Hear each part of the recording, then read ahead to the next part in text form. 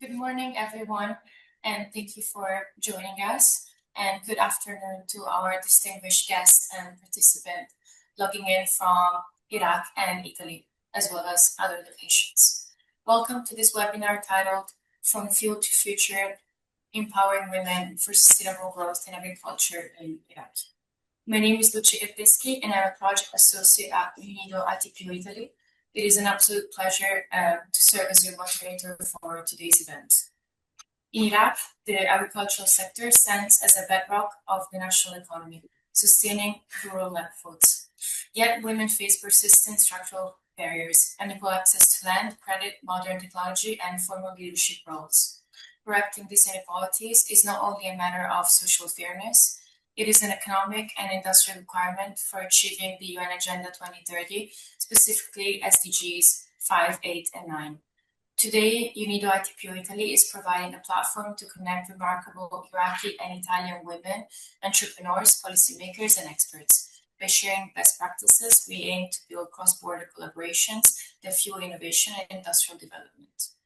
Before we begin, a quick note, this webinar is interactive, so please feel to submit your questions using the Q&A panel at any time. We will address them during the final segment of our webinar. And now, to officially open our session, we are honored to have two influential leaders who understand the structural transformation necessary to uplift women in the workplace and tech-driven ecosystems. First, please join me in welcoming Dr. Shahla Ahmed Al-Azawi. Dr. Al-Azawi is the advisor to the Prime Minister's Office for Women's Affairs, a member of the Supreme Council for Women's Affairs, and head of the Iraqi National Women's Team. Her office is at the direct center of design and policy changes supporting women across Iraq. Please welcome. Thank you very much.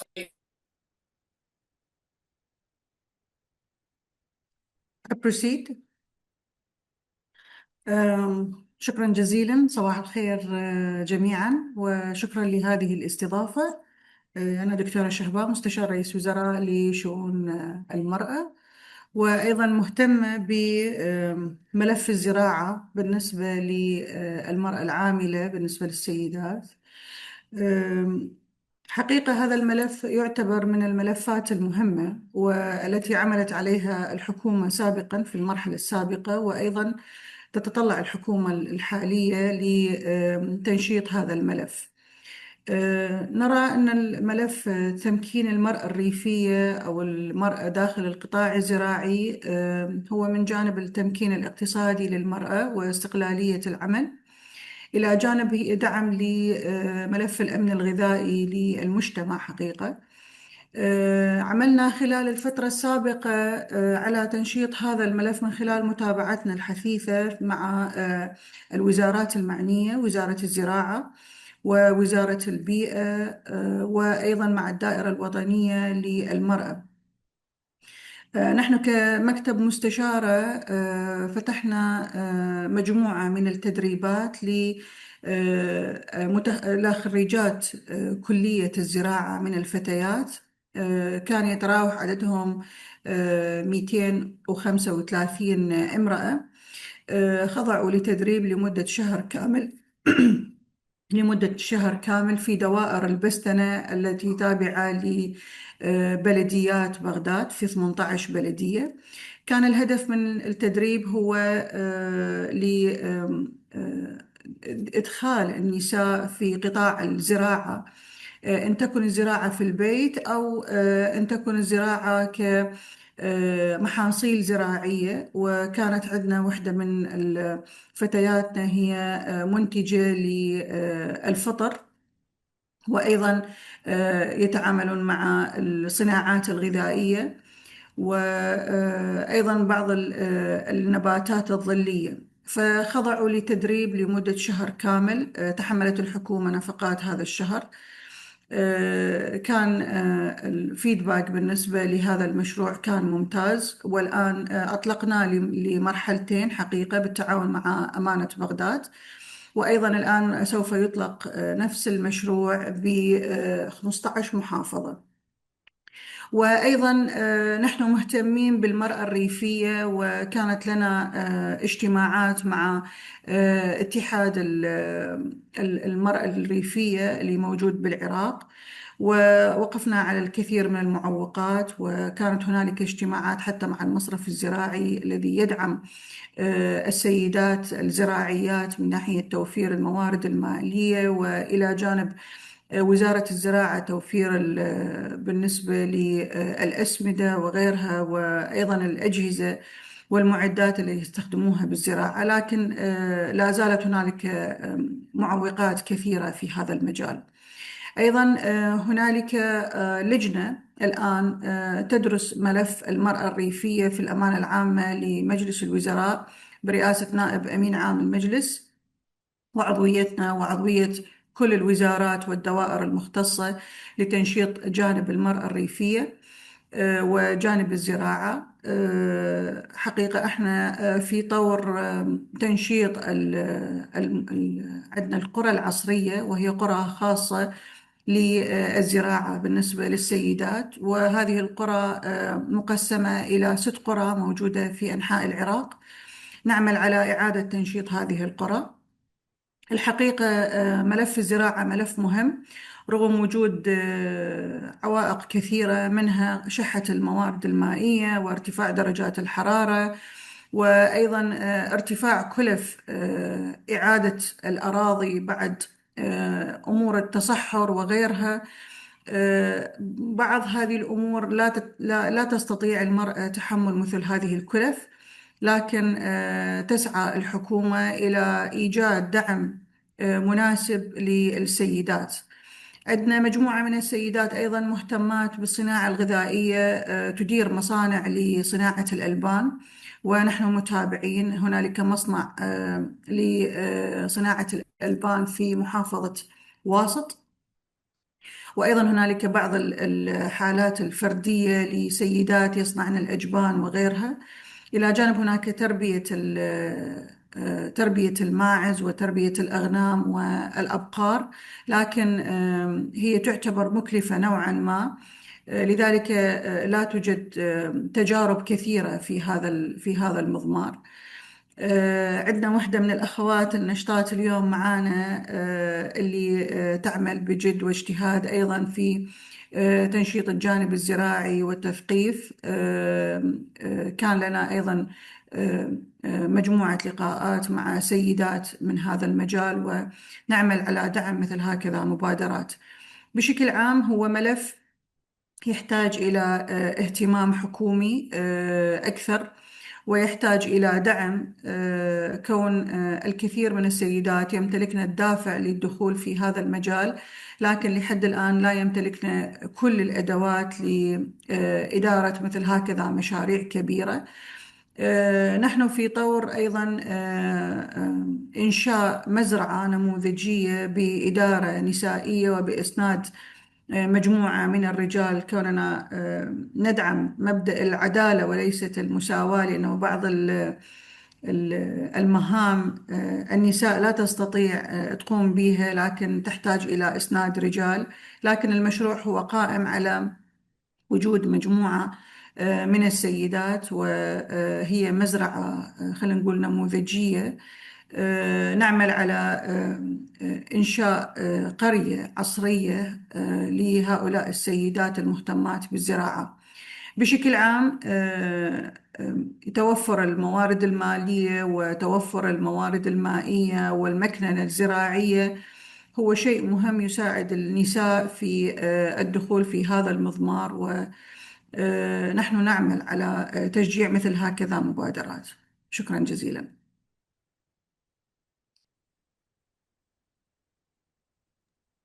Thank you very much, Dr. Alazawi, for setting such a powerful policy perspective and highlighting the government's dedicated efforts towards institutional inclusivity.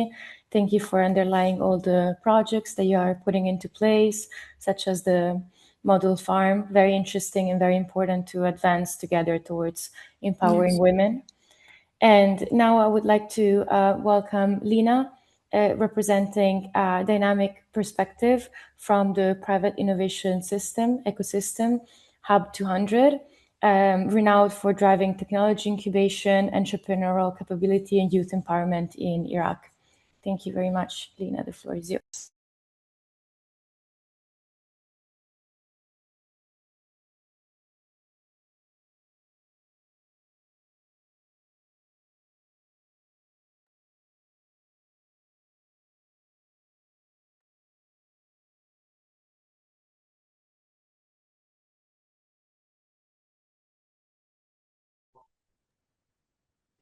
I think maybe our speaker may be having issues being connected.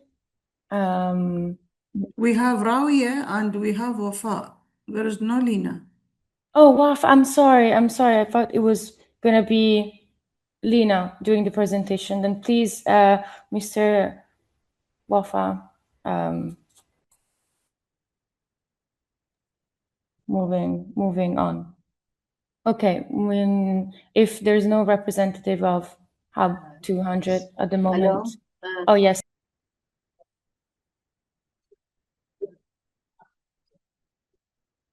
Yes, please. Can you start presentation for 15 minutes? Yes, please go. Right? Presentation will...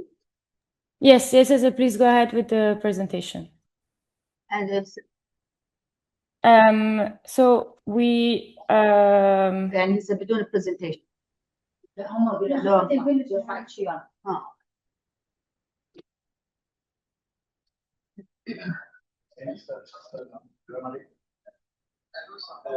ممكن البرزنتيشن مالتها يعني محاضرين لو شلون؟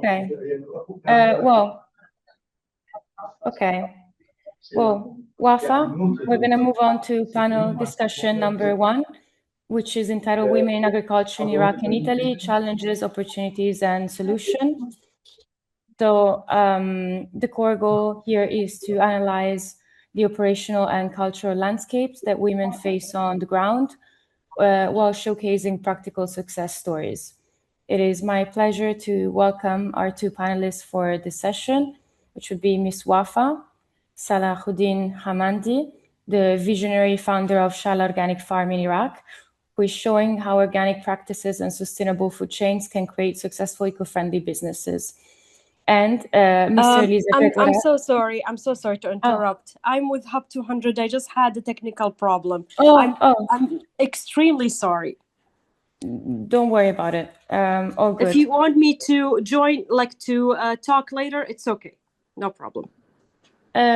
Yes. Well, maybe we can proceed with panel 1 as we were continuing with panel 1, and then we can move on with the presentation of Hub 200 right after. I'm sorry again. I apologize. It's okay. Do not worry. It's all good. So as I was saying, as second panelist speaker for our first panel, we have Mrs. Elisa Gregorat, an accomplished agronomist and general manager at Gregorat Company in Italy, bringing rich specific expertise and enterprise management insights. So to both our speakers, your journeys are incredibly inspiring.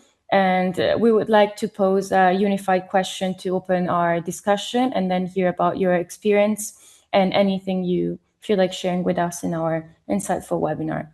So both in Iraq and Italy, women face significant structural barriers in agriculture, yet your stories prove that change is possible. From your personal journey and professional journey as well, what was the biggest cultural or internal challenge you had to overcome, and what specific innovation or practical solution, technological or financial or others, helped you transform your business and succeed? So please, Mrs. Hamandi, the floor is yours. Thank you.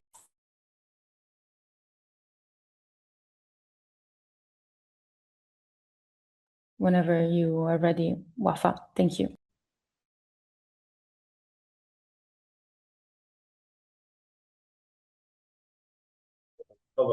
presentation راح يحطونها بس try to يعني اعرض presentation حتى ابدي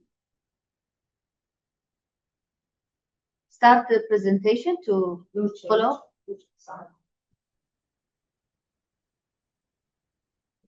You want that I share the presentation for you, Wafa? I think so, yes. Yeah. I can. The present. Yes, please, Valentina.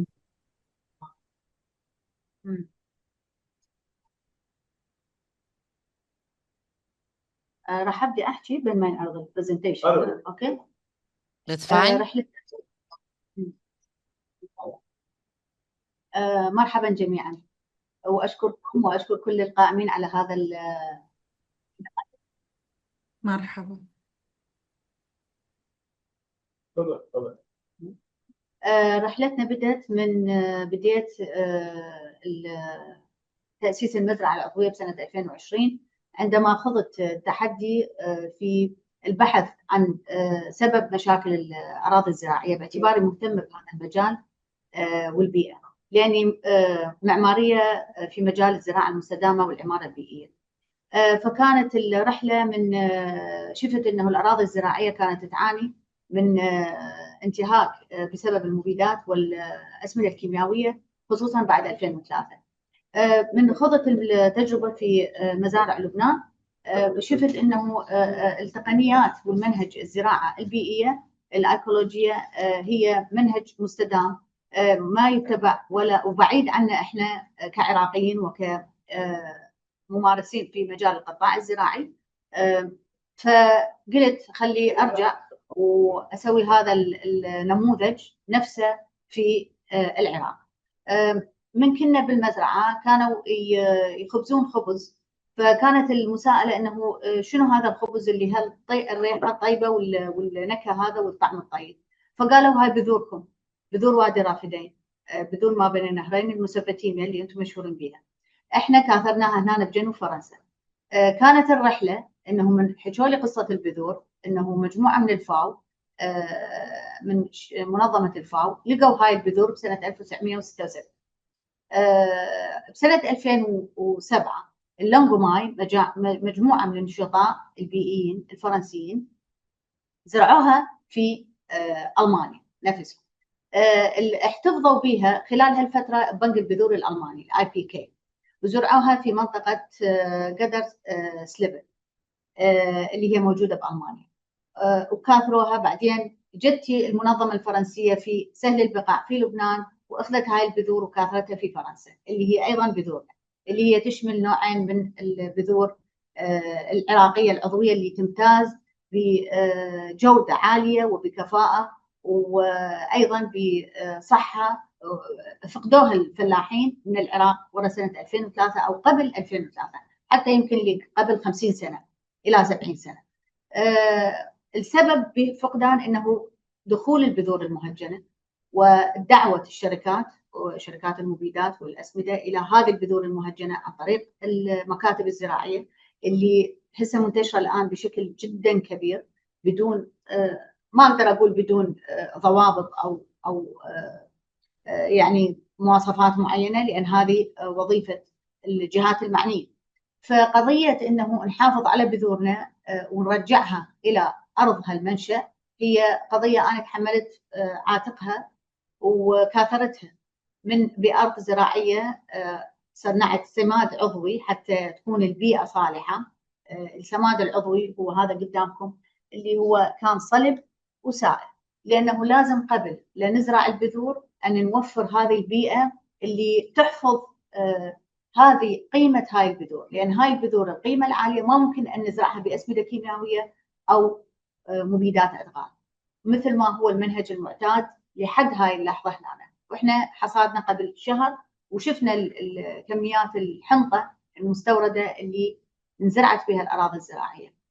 لما نجي نسأل الفلاح نقول له وين بذورك الأصيلة، وين بذور العراق، ما عنده فكرة أنه وراء كمية الأمراض اللي صار لها تقريبا وراء استخدام هاي البذور المهجنة وراء 30 سنة، قاموا يعرفون أنه ليش احنا هسه انتشرت البذور المهجنه وانقرضت البذور الاصيله. بدأوا الناس يدورون على هذه المنتجات اللي هي تمتاز بالنكهه والرائحه والفائده ايضا. بالاضافه الى انه هذا شدني الى انه اسوي المزرعه واكاثر البذور من 14 كيلو في 1000 متر مربع الى 20 طن في 35 دونم عراقي أو 40 دونم عراقي. هذه رحلة البذور من سنة 76 كانت منظمة الفاو أثروا على نوعين من البذور في شمال العراق. بعدين ب 2003 كنا نعرف اللي صار أنه بنك البذور انتهك وسرق. في 2007 جت جماعة اللونغوماي في ألمانيا في منطقة قطر سيلبرن وزرعت أخذت هاي البذور وزرعتها وكاثرتها، نطتها إلى جماعة بذورنا جذورنا في اللي احنا استضافونا في لبنان. هاي هي الأكياس اللي طوني إياها، اللي هي حرفيا بعد اكو أكياس 14 كيلو. هاي الرحلة أبدا ما كانت سهلة، وكان بها تحديات وصعوبات جدا عالية، لأنه قضية أنه تزرع بذور حنطة في أرض عراقية بهالوقت بدون أسمدة كيميائية وبدون داب ويوريا بدون مبيدات أدغال هي قضية تعتبر مستحيلة. لكن أنا بصراحة اعتبرتها مسؤولية، أنه من استلمت البذور هاي اعتبرتها مسؤولية عالية وأنا لازم أكمل الرحلة وتبر شي يصير. فإذا ننتقل للسلايد الثاني to the another slide. yes. هنا هذا القمح أول مرة هذا كان الحقل هو ل1000 متر. بعدين هنا نقول إنه البذور كاثرناها ونشير إلى القيمة الغذائية لهاي البذور وليش إحنا استعملناها. المؤشر الجلاسيمي للطعام هو 48.6 اللي هو أيضا هذا مؤشر جدا معتدل ومقبول للجسم نسبة مقارنة إلى المؤشر الجلاسيمي للطحين والحنطة العادية التجارية. So the another slide please. هنا وثقوها الجريدة في سويسرا وانتشرت في الموقع اللي قدامكم، ممكن أيضا يشيروا. كانت المقالة أنه جدا فرحانين بهذا الإنجاز، وحقيقة الفرنسيين هم اللي كنت استشارة مباشرة وياهم، أفتح كاميرا وأقول لهم شلون أزرع، لأن العراق المهندسين العضويين أو خلينا نقول المتوجهين إلى الزراعة الطبيعية ممكن أستشيرهم يقولوا لي مستحيل، فاتركي الموضوع ما راح تنجحي، لأنه هاي القضية ما ممكنة أبدا. إذا أنت سويتيها راح يعني بقية ما راح تقدرين تكملين أصلا، لأن هسه راح تكاثرين 1000 متر صار مثلا 7000 متر، 7000 متر صار 55,000 متر، 55,000 متر صار 100,000 متر. بس شلون؟ يعني هي هاي الرحلة صارت ستيب باي ستيب من 2020 اللي هي أنا أخذت المزرعة 2022 استلمت البذور 2026 إلى غاية هاي اللحظة، إلى غاية قبل شهر حصدنا. وطبعا هاي الطحين اللي إحنا لازم يكون الطحن بمواصفات عالية، مواصفات حجر، يعني مطحنة حجرية وفق دراسة، لأن هاي تحتوي على جنين القمح، وإذا مات جنين القمح فتنتهي البذور وتصير تجارية. another slide.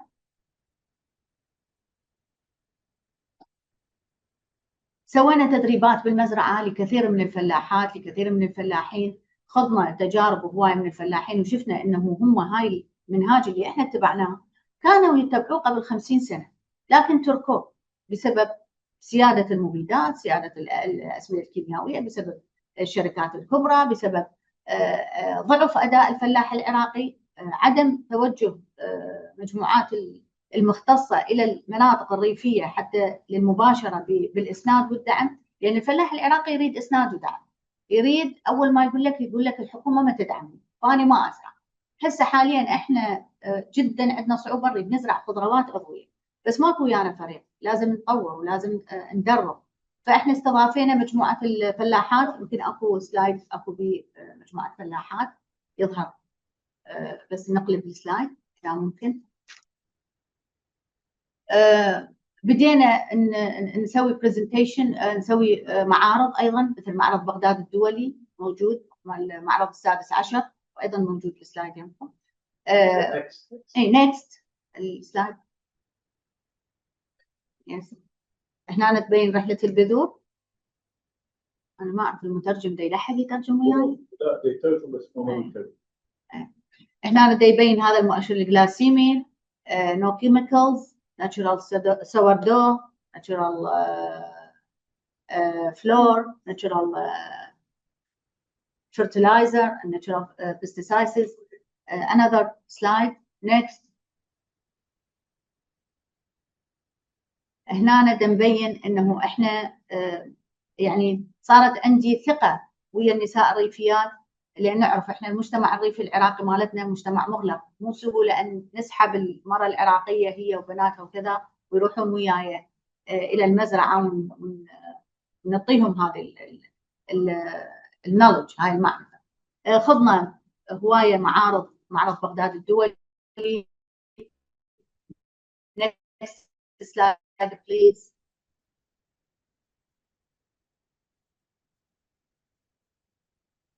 الزراعة العضوية بها مناهج صعبة، مو أي أحد يقدر يلتزم بها. في حالة أنه معالجة أي معالجة من المعالجات نستخدم بها مواد كيميائية، ينتهي دور الزراعة العضوية، ينتهي منهج الزراعة العضوية. لذلك هو هذا كان واحد من التحديات اللي الفلاحين العراقيين رافضين أن يخوضوه. ليش؟ لأن هو ما يعرف، ما عنده النولج والمعرفة شلون يتعامل ويا المبيدات أو المعالجات الإحيائية أو ويا الإصابات الفطرية والحشرية اللي تصيب النبات، فهو رأسا يذب مبيد. فهنا الأسمدة العضوية فائدتها مو فقط للتربة، تحيي التربة بسبب الكائنات الحية، فائدتها تحفظ التوازن البيئي، تستديم الري اللي يسمد سماد عضوي التربة مالته، تبقى محتفظة النبات، يصير مناعته قوية وتبقى التربة محتفظة بالمياه. فإذا تقليل الإريجيشن، يعني reduce the irrigation، هاي واحدة من الأشياء اللي إحنا دائما نطمح لها باعتبار إحنا بلد الحصص المائية مالته مقننة. أيضا هو ينطي كواليتي عالي من البرودكت، لأن هو يحفظ الفائدة والقيمة ويقي الإنسان من هاي الأمراض اللي موجودة الآن اللي هي مالية العراق. لو نشوف أيضا واحدة من السلايدات تظهر لنا بدينا نقاط بيت. احنا بدينا قبل نقاط البيت بديناها. هنا دخلنا مجموعة من المزارعات إلى الحقل حتى نزيل الأدغال، لأن احنا حرفيا ننذب مبيدات أدغال. احنا ندخل مجموعة مزارعات ونسألهم هل كنتوا قبل تمارسون هذا المنهج؟ يقولون المزارعات اللي عمرهم كبير يقولون إيه كنا قبل 50 سنة أبونا أو جدنا يدخلنا للحقل ونشيل الأدغال، نزيل الأدغال بإيدنا. هاي هنا المزرعة العائلة اللي وياي هو أول فلاح عضوي، هو وعائلته، أبو مهند اللي هو أنا وياه درنا المزرعة هو والعائلة، اللي قبل أن يستخدم هذا المنهج الزراعة العضوية بالعراق. هنا استضافونا البرايت لاندز بهولندا باعتبارنا أول فريق عراقي بحثي بيئي يجي لهالمكان في هولندا. كنا خذنا التدريب وشرحنا لهم احنا شو سوينا، وخذنا أيضا شهادة تدريبية بهذا المجال. لون next slide please.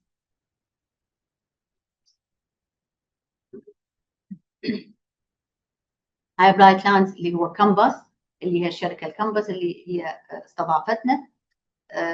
the next collaboration with Shala.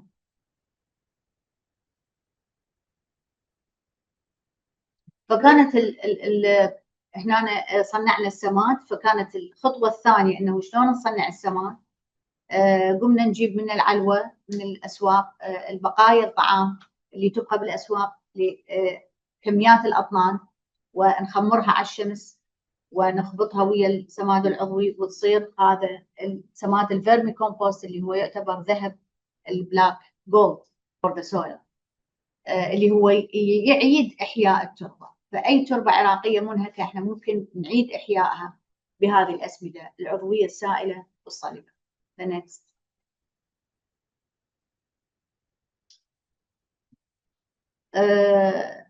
هنا كانت شركة زيتكو الألمانية استضافتنا بالجناح وحجزت لنا بوث اللي هي مختصة بتدوير النفايات وبالتوعية والماركتينج، انه الشعب من ينتج او من تجي الشركة تنتج سماد عضوي بكميات كبيرة عن طريق المعمل تدوير النفايات لصناعة الأسمدة العضوية، وين راح تروح هاي الأسمدة العضوية إذا ماكو أحد يستهلك؟ فكان دورنا انه احنا نكون المنصه اللي توعي الناس، مو فقط الفلاحين، الحدائق، الناس المستثمرين، المزارع، حتى بالبيوت، حتى بالمؤسسات. ممكن ان نسوي روف جاردن، ممكن ان بالمستشفيات نستغل الاسطح بمطعم من الخضروات العضويه يدعم المطعم اللي داخل المؤسسه. next slide please. فكانت الرحله هسه هي مجموعه صور، ولكن هي مئات الالاف من الصور، حرفيا مئات الالاف من الصور والفيديوهات. هذه هي المجموعه الفرنسيين اللي جو للمزرعه، اللي هنا حتى شاركونا الحرس اللي موجودين من المنطقه، فكانوا كلش مفتخرين بنفسهم انه هم رجعوا البذور العراقيه، فرحانين الى هاي النتيجه. طبعا هاي بسنه 2023. وهنا المعرض ايضا زار السيد وكيل وزير الزراعه المعرض مالتنا، وحبينا انه ناخذ فقره الارشاد الزراعي بالوزاره حتى احنا يكون ان المنصه بالتوعيه، لان احنا مؤهلين انه يكون ناسس كادر شباب بيئي يطلع للمناطق الزراعيه، يطلع للفلاحين، لان الفلاح ما مجبر ان يجي الى المؤسسات الدوله حتى يتوعى. احنا لازم نروح للمكان مالته حتى يفهم انه هو ليش دا يسوي هذا المنهج اللي اتخذه قبل 50 سنه والزراعه تطورت. بالنسبه لي كمراه اخوض هذا المجال الذكوري كان يعني جدا صعب وجدا يعني بقساوه، انه تكون ضمن مجتمع ذكوري وتجي بمنهج جديد فما حد راح يقبله. فهو هذا هنا الشغف كان انه اكمل الرحله. next slide.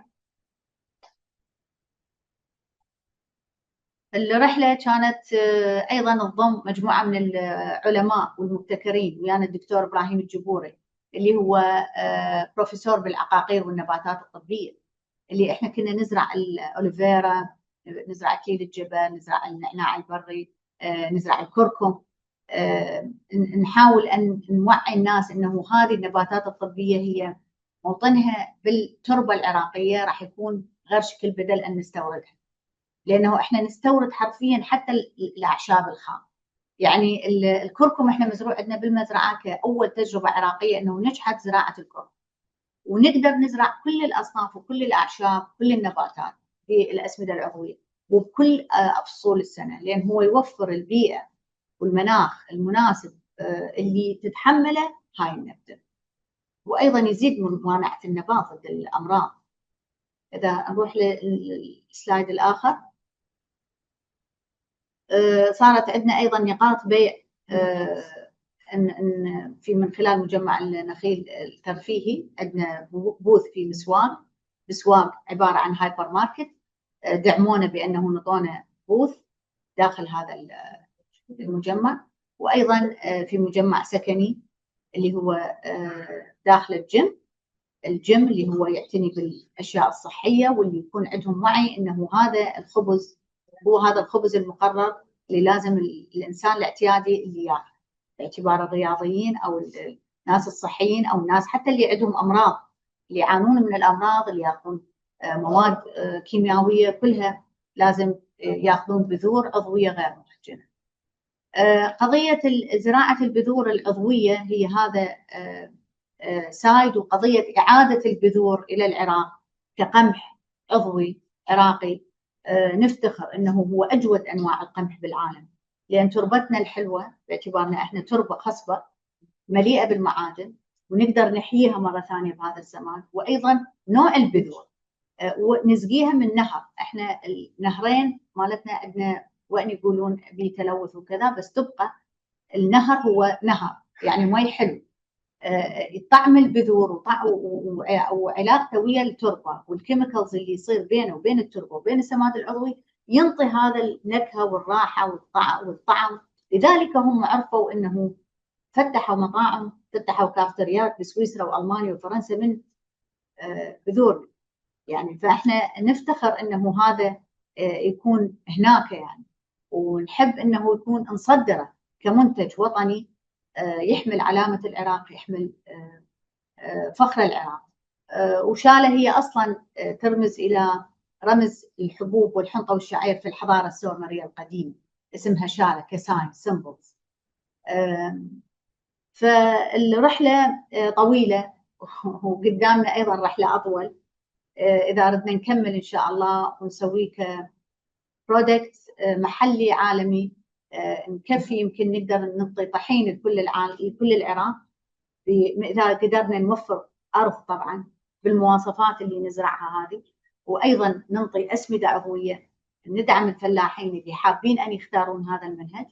أكيد إحنا راح نلقى الدعم من يمكن الحكومة الجديدة إن شاء الله، ومن المؤسسات والمنظمات الدولية، باعتبارها هو هذا أمر يعني الجميع. والمنتج العراقي عندما يصدر كمنتج عالي القيمة وكواليتي عالي فهو يكون محط أنظار الكل. وبالنسبة لنا إحنا هسه حاليا نبيعه بسعر يمكن يكون الأغلى، لأنه قضية زراعة هذه البذور بهذه الطريقة مكلفة جدا، وهي كلها موارد شخصية حاليا. next slide. يعني ايه عادي، هو لانه ما خلوا سلايد بس هو حكيت. That's thank you for listening. شكرا جزيلا. انتهى البرزنتيشن. This is the slides.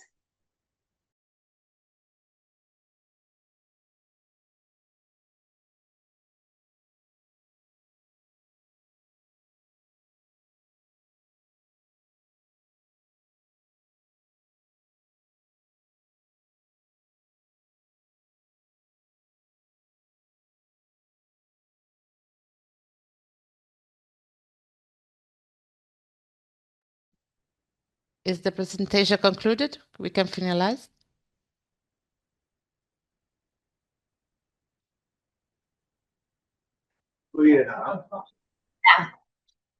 Perfect. يعني ما ضل حد. Perfect. Thank you very much. And now we're gonna move on to the next speaker of our panel, which is Mrs. Gregorat. The floor is yours. Thank you.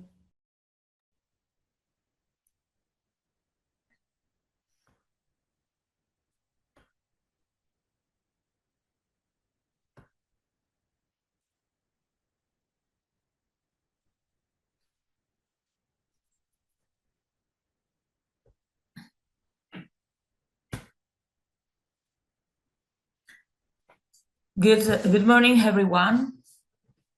When we think of agriculture, our minds often conjure up images of the past, physical fatigue, and predominantly male tradition. Today, I'm here to tell you my story and challenge this stereotype. I'm Elisa and represent the Gregorat company.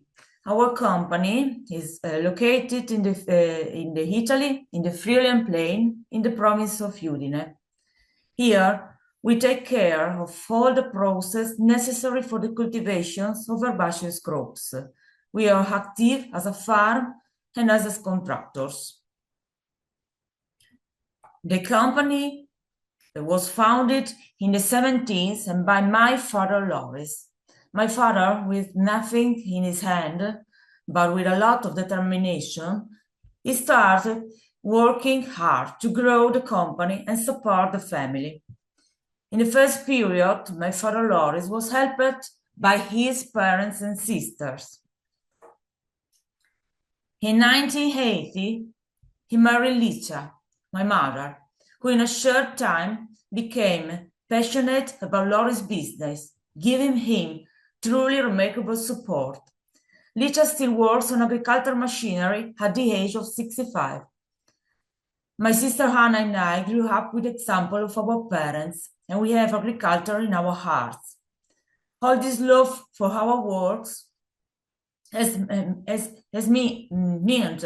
that the company has grown over time to reach the current size, in which we boast the management of about 200 hectares.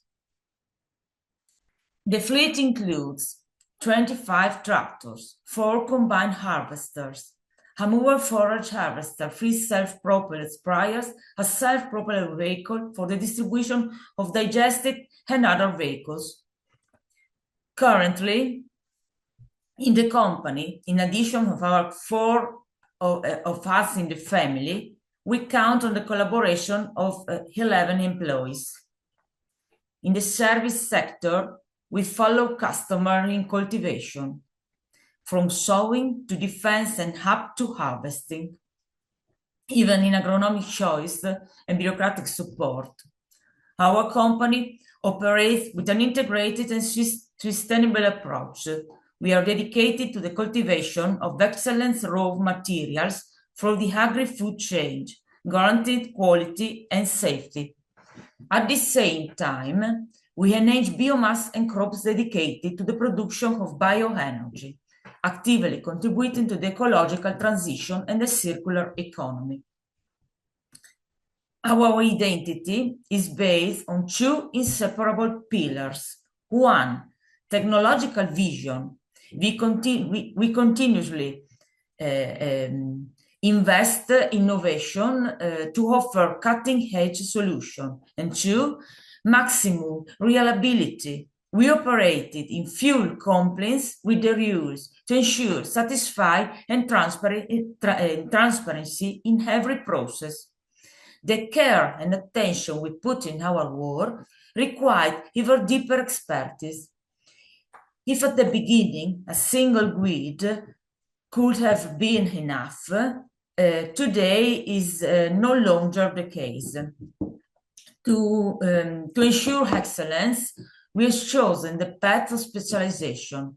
Each of us 4 family members has embarked on a unique path, taking on a specific role and becoming a point of reference, each for their own business sector.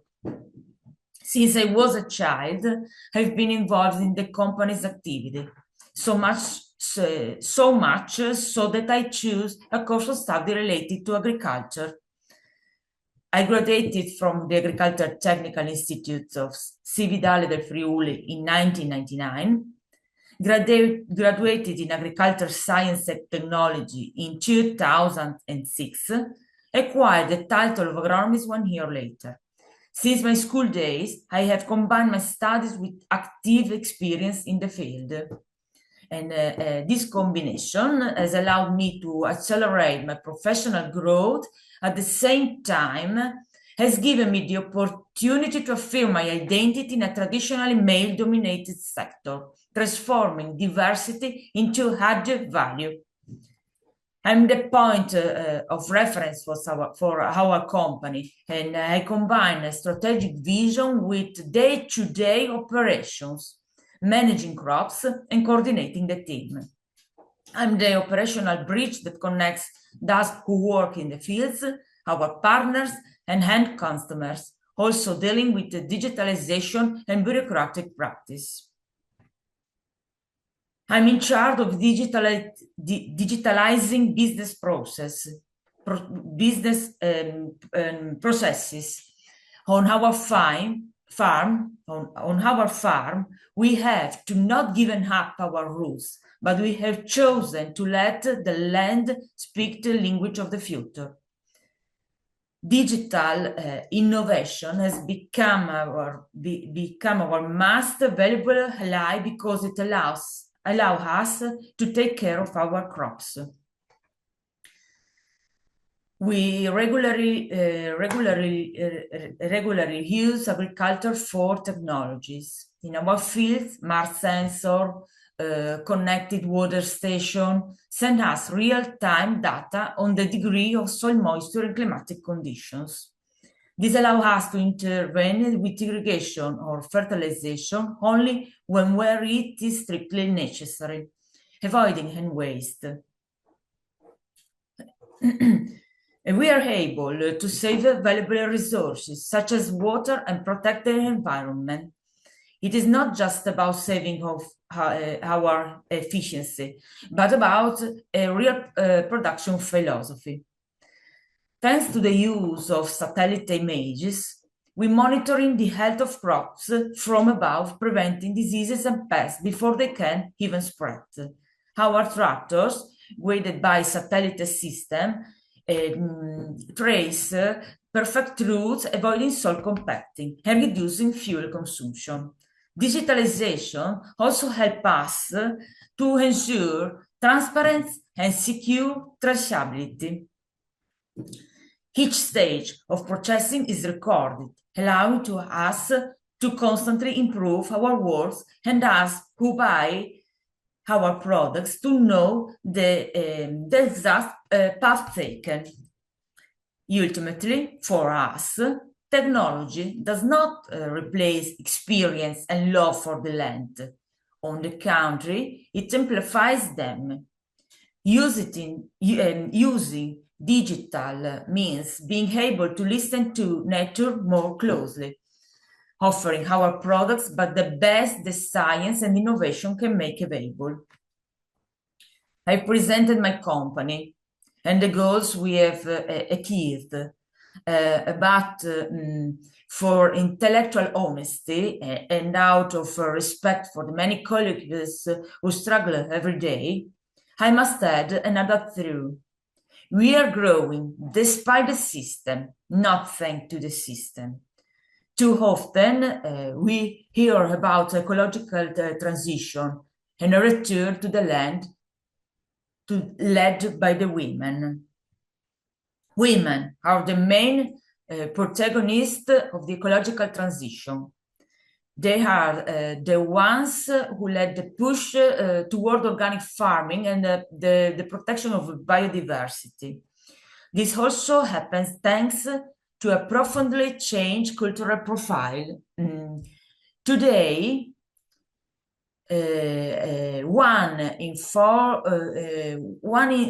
4 female agriculture entrepreneurs is a graduate. Often, these women come from non-agricultural study paths, such as economics, marketing, or new technologies, and bring fresh, transversal, and highly innovation skills to the company.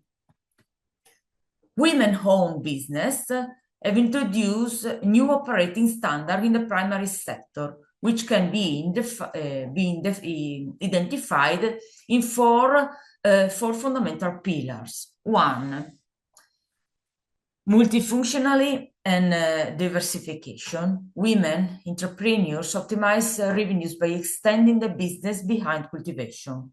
They successfully integrated farmhouses, educational farms, food processing laboratories, and direct zero-kilometer sales, stabilizing company budgets. 2, agroecology and territorial protection.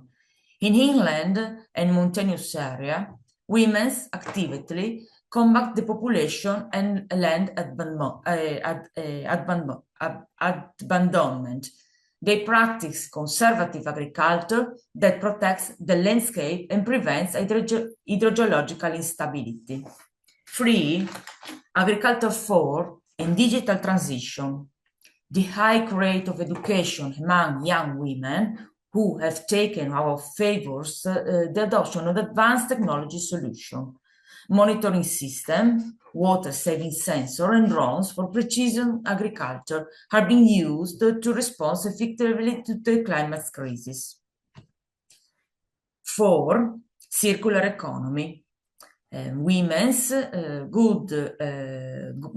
good practice includes the total use of supply chains waste, from the phytoremediation of company wastewater to the production of bioenergy, up to ecological packaging. Every resources is reintroduced into the production cycle. Yet, when we move from rhetoric to facts, we come up against a blind bureaucratic system. Farms led by women are too often excluded from measuring gender measures. The dedicated calls turn out to be obstacle tracks. Your access to credit requires personal guarantees that cut out of the new generation of female entrepreneurs who are starting from scratch.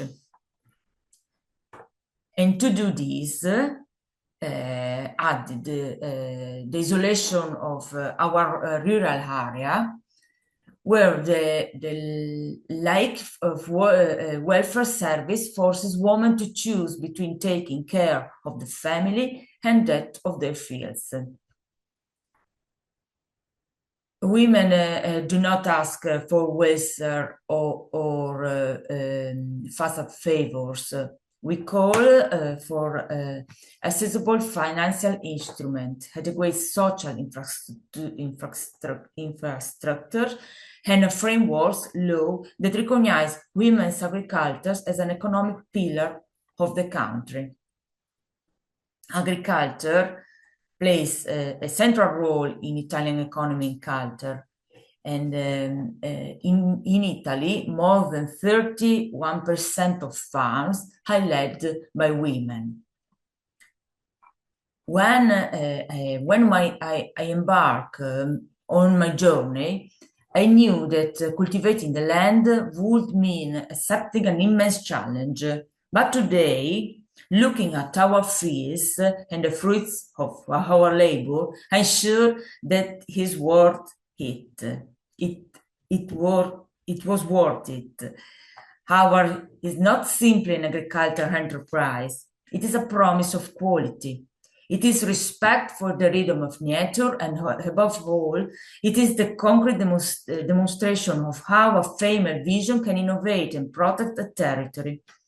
We start from nothing, and today we are a solid reality, ready to grow future. I invite you to be part of this journey, to come and visit us at the company and cultivate a more sustainably, healthy and authentic future with us. Thank you. Thank you all for listening and for your support.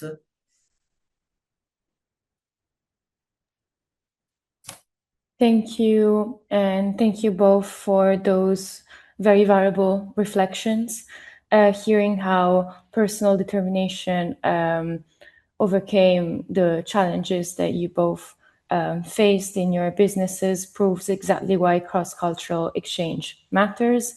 Wafa, thank you for sharing this fascinating story about the seeds and the determination you put into preserving and returning them to their motherland, to Iraq, and keep it alive thanks to trainings and to programs that keep this system going.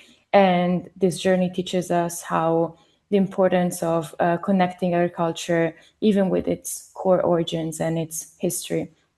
And thank you to Mrs. Gregorat for presenting the reality of your company, your family-run company, and for caring about sustainable production, for showing us the means that you implement to care about sustainable production, and also talking about the importance of female entrepreneurship and how essential it is to ensure that women are given fair opportunities.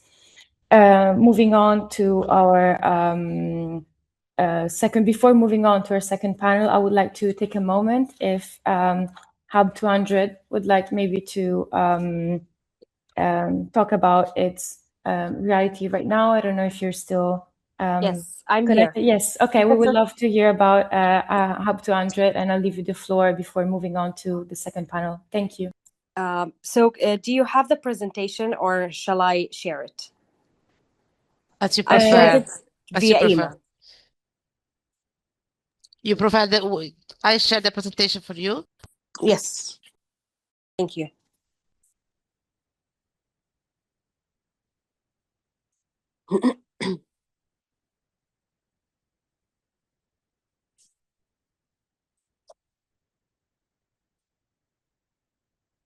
Can you see? No, nothing so far.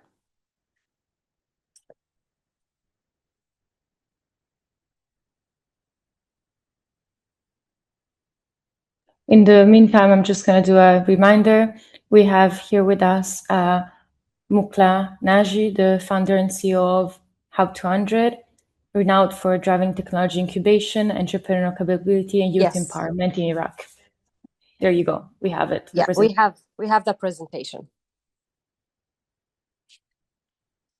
Okay, shall I start? Yes, please go ahead. Okay. Hello, everyone. I'm Lina Hussein Ali, and I'm the communication liaison with Hub 200. And today I will give you a glimpse of how we started and what the services that we provide. So let's go back 8 years ago in 2018 when some tech-driven graduates and individuals from the Iraqi community did their first hash code competition by Google. And because it was successful, we realized that Iraq was still behind in technical skills. So that's how we, please, next slide. Just a second, there is a problem with the file. Okay. Okay, I'm going to continue talking, and you can see the presentation when it comes back, if that's okay, so we can save some time. So because we realized that Iraq was still behind in technical skills, we searched and came across CS50X Iraq, which is an introduction to computer science course by Harvard. In response to Iraq's growing need for programming skills, the team contacted the Harvard University, and we secured an official licensing course with Harvard, which is CS50X Iraq. But even then, we had some problems. Next slide, please. We came across some problems because universities and institutions did not actually believe us that we are a licensed provider with Harvard for this interesting course. That's how we reached out to Harvard again. And as you can see in this slide, there is a video by Professor David J. Molan, who talks about not only having this course in Iraq, but also our amazing CEO and founder, Muqla, and how she reached out first to him to be licensed provider in Iraq. And we had some credibility from this video. In order to save some time, I would like you to watch the video later, if that's okay. So what did CS50X Iraq provide? We were the first licensed provider in Iraq. We brought a global curriculum to the local tech scene, and we established the foundation for Computex future programs. It's a globally recognized course and available not just in Iraq, in many countries, as you can see in the next two slides. Next slide, please. Yeah, so the slide before that was the global reach for CS50. And this slide, the next slide, it's about CS50X Iraq courses. It's not just for beginners. So CS50X is for like beginners, introduction about computer science, but students can also continue after finishing this course. They could be having CS50 AI, for example, or CS50 Business. There is also one for lawyers. There is CS50 Scratch for Kids, and many more. Next slide, please. So over the 5 years, from 2019 to 2025, we delivered more than 19 courses and received more than 3,500 applications, as you can see in those numbers in the slide, and accepted around 600 students. It was less 600 students, 597. So around 70% of those accepted, 70% certified. So next slide, please. We do not only give lectures, we also organize project fairs where students present their final projects to companies, to universities, experts, and community members. Everyone can see their final project and what they did in that course. After the success of CS50X and our programs, back in 2019, we realized that there was a real potential. And that's where we established Computex in 2020. So Computic was established after the initial success of CS50X in Iraq. And that's how it continued with the success of it over the past 6 years, sorry. Next slide, please. Yes, so Computic is a leading technology business delivering two main services: technical solutions and education. The mission is to boost careers and businesses through technology with one tick, hence the name Computic. And our vision is to mainstream digital skills such as math and English. Next slide, please. So Computic focuses on globally certified courses designed for current market needs and on software solutions, of course, that meet our client requirements. In education, we focus on SDGs such as quality education. This is in the next slide, please. Quality education, gender equality, and decent work and economic growth. We are also supporting green technology initiatives, including Plastic Grow, a water distillation solution, and a platform for forecasting drought and flood, helping protect agricultural land and contributing to a more sustainable and climate-resilient Iraq. Next slide, please. So through Computic Academy, we provide globally certified programs with partners such as you can see, Harvard University, UC Berkeley, Washington University, Cisco Academy, Meta/Facebook, and many more. Next slide, please. These programs cover programming, data science, English, cloud computing, IT, networking, and digital skills. What makes our programs different is we focus on global learning through live streaming and recorded lectures, which means that even if a person who is in these courses, who's in this academy, did not attend one of the courses, they can still access it through the recorded lectures, which allows not only people in Baghdad, but also people in Basra, which is the south of Iraq, and people in Mosul in the north of Iraq to access the courses and review the content anytime through the Academy platform. We also use gamification to keep students engaged and focus on real-world projects, not only basic projects. We also provide career services through our big partners like Aswar Academy, Zain Telecommunications Iraq, Keycard, and many more. We share job and internship opportunities with the students so they can be connected to the community even after they finish the course, even when they graduate. Next slide, please. Over the years, Computic, as you can see in numbers here, has worked with more than 59 partners and hosted more than 300 hackathons and events, reached over 10 million people. As you can see from these numbers, we've accepted around 6,800, over 6,800. We have around 10K yearly visitors, hosted more than 50 executives, and we certified around 500 participants with global certificates and aim for 40% women participation. And based on a graduate survey, 91% were able to secure a job after our program. Next slide, please. We have worked with partners such as Zain Iraq, Aswar Academy, Keycard, Digital Zone, US Embassy, Earthlink Telecommunications Company, UNDP, GIZ, Ahmadiyya Iraq, and many, many others. Next slide, please. Our graduates have also joined jobs and internships in large companies, private companies, startups, and even the government sector. Next slide, please. As we talked about first service, the Academy, now we will talk about the other service that we provide, which is the solution.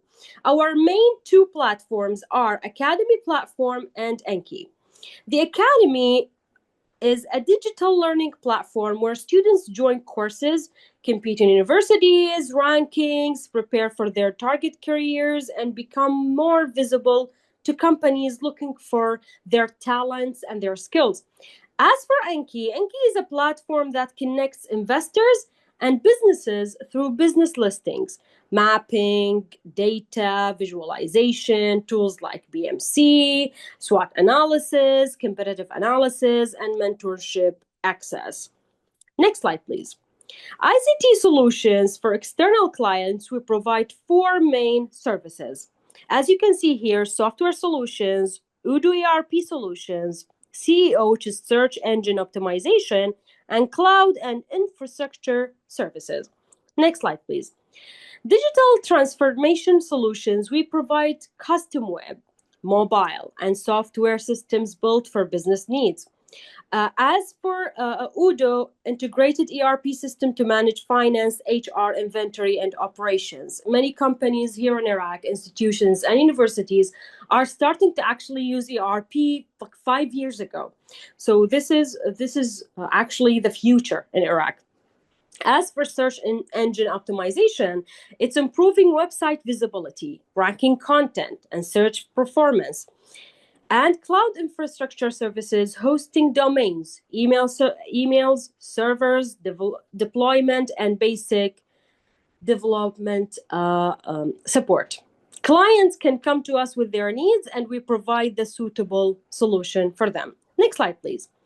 As Computic grew, we realized that our community members and graduates needed a place to gather, work, learn, and connect.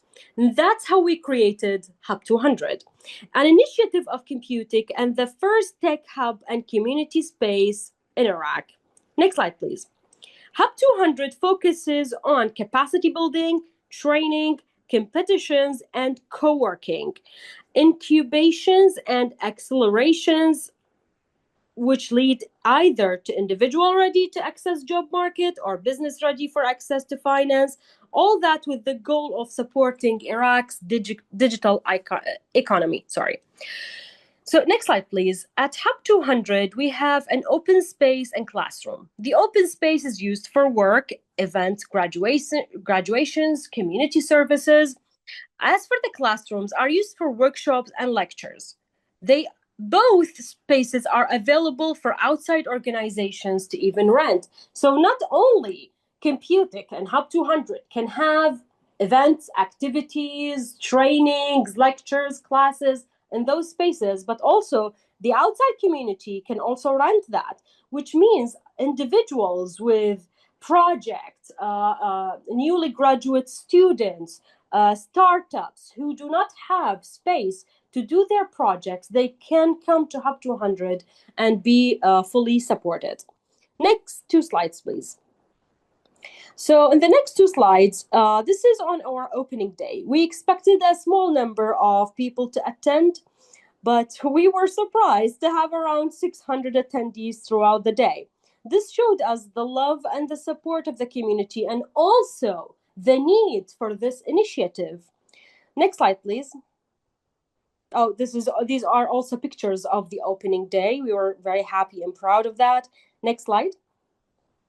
So at Hub 200, we also build international relations. We hosted visits from different embassies, including US Embassy, French Embassy, German, Dutch Embassy, and Finnish Embassy, along with many executives and leaders, many institutions, many universities, many big companies visited Hub 200, not only for projects and events, but they visited in other projects that were not related to them. Next slide, please. Hub 200 pillars include Technical Camp, ITS, Iraq Tech School, intensive technical programs that prepare youth with in-demand digital and programming skills. We also have Antalaqi Academy, courses designed for fast skill building in tech, business, and digital fields. Our community events include also Programmers Meetup, Women Teachmakers, English Meetup, which is a program I worked with myself, Thursday at Hub 200, Entrepreneurs Meetup, Startup Weekend. And finally, accelerators and incubators like Launchpad program that supports startups in building, validating, and scaling their ideas. Next slide, please. Sorry, dear Lina, I was gonna, sorry. No, it's okay. So this is the story of this is actually the last slide. It's okay. So this is our story. This is the story of Computic and Hub 200. We started from a small coding community, and over the years we became a technology business, an academy, a solutions provider, and a community hub.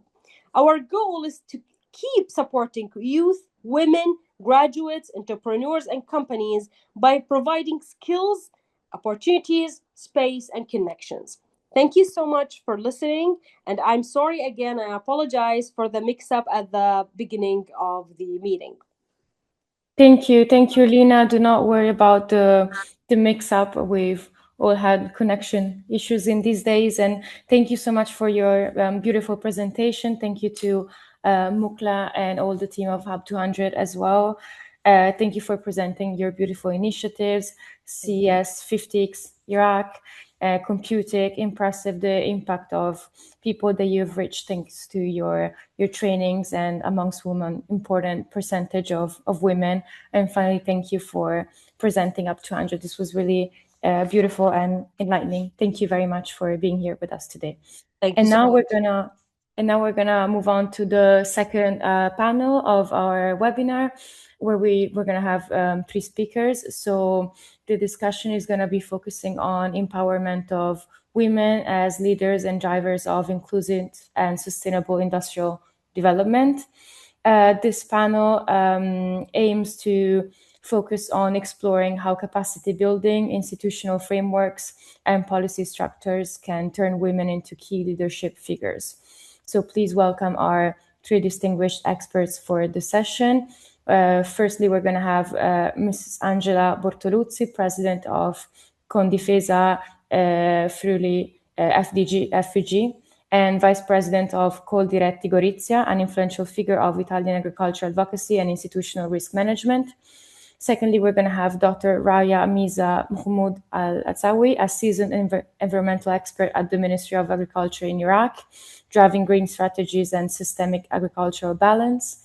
And finally, we're going to have Mrs. Martina Di Piazza, gender and investment promotion expert right here at UNIDO ITPO Italy, specializing in bridging international financing with inclusive economic targets. And to guide our conversation, I present our core panel question to all 3 of you. Feel free to use it as a guideline, and obviously share anything you'd like to share with us about your professional and personal experience. The question is, the UN Agenda 2030 highlights women's empowerment not just as a social issue, but as an absolute economic and industrial imperative. Looking at your experience and leadership, what is the most critical structural change needed right now to support women entrepreneurs? And what future vision or legacy do you hope to leave for the next generation? So thank you, everyone. And we're going to start with Mrs. Angela Bortoluzzi. Thank you. The floor is yours.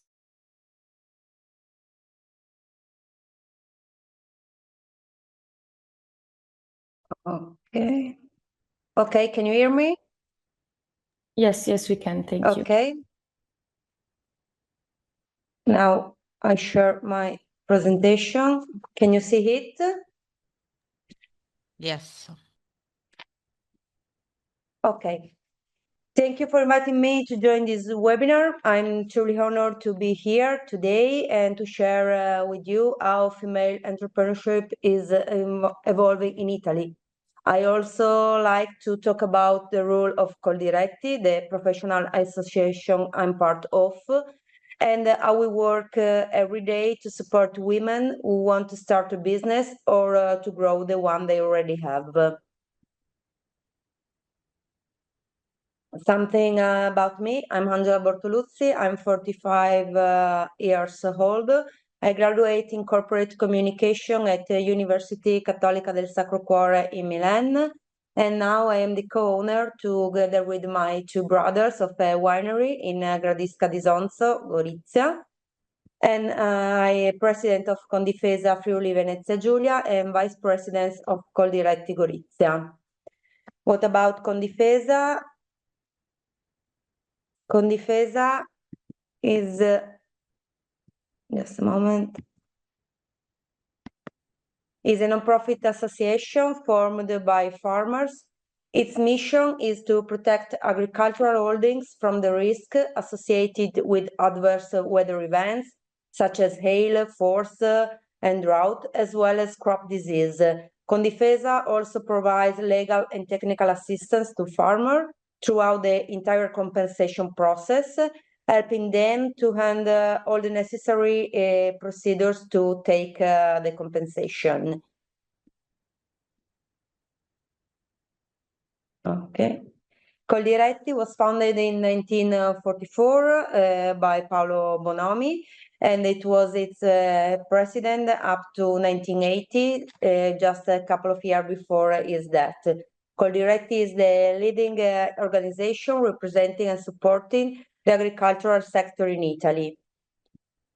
It has about 1.6 million members, 20 regional federations, 95 interprovincial and provincial federations, 869 local offices, and more than 3,000 municipal chapters.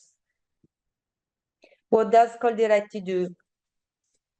Coldiretti do trade union and political representation. It means that it defends the interests of agricultural entrepreneurs by interacting with the institution to obtain laws to support the sector, promoting Made in Italy, fighting food counterfeiting, and all those products that unfairly imitate Italy's authentic excellences. Services for business and citizens, offers technical, fiscal, tax, and labor consultancy to farmers and also to citizens. Campagna Amica Network, it manages the largest direct-to-consumer sales network through markets and zero-mile farms, also promoting food and ecological education in school.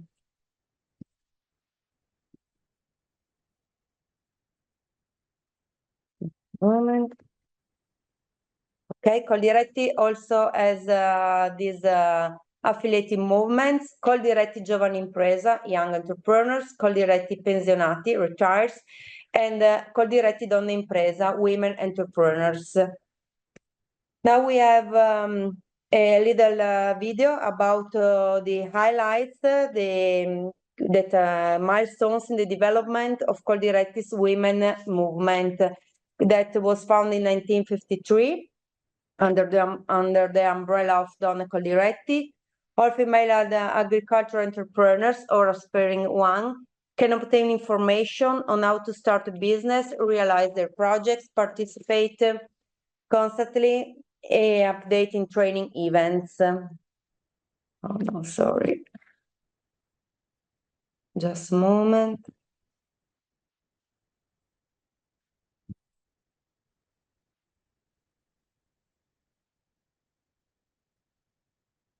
Okay.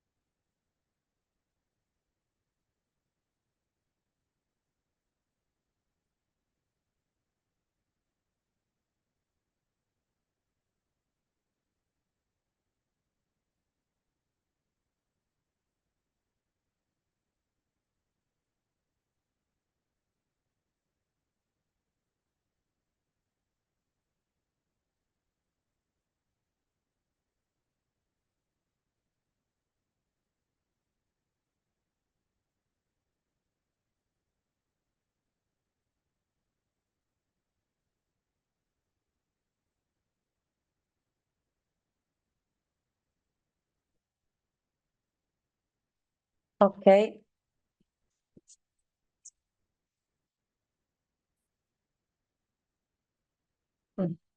Let's go. So this was the story about what Coldiretti Donna Impresa is. Now we take just a little look about some figures or women-owned enterprises. In December 2025, there were about 1,300,000 registered female enterprises in Italy. And so it's about the 22% of all business nation. If we see the date of Friuli Venezia Giulia, we are online because it has 22.4% of female business. If we speak about women in agriculture, this percentage is a little bit higher because we have about 25.8 women account of agriculture, and about the 19 of holdings have women in a position of responsibility. So it means that about 45% of companies are female led, and so I think it's an important date. Now we have some other figures. So if we see by region, in the Northeast, the percentage is about 26%, in the center a little bit more. And if we speak about the product type, we have a higher percentage in olive growing and in viticulture, and also in fruit growing. The female ownership by company size, we have the most are small business, and another percentage, about 20, are about large business. What is very important to envelop the business, the female business in agriculture, was the Agricultural Guidance Law of May 2001, because it represents a landmark piece of legislation that transformed the Italian agriculture sector, introducing the concept of multifunctional agriculture. It redefined the role of the farmer, no longer not only a mere food production, but also an active steward of the land. With this law, it authorized farms to complement their core business with a range of different activities, including agritourism and rural tourism, social farming, educational farms, preservation and enhancement of rural and forestry heritage, and also direct sales to consumers. Now we have a short video when we'll see women engage in a wide range of activities that before orientation law were simply not possible.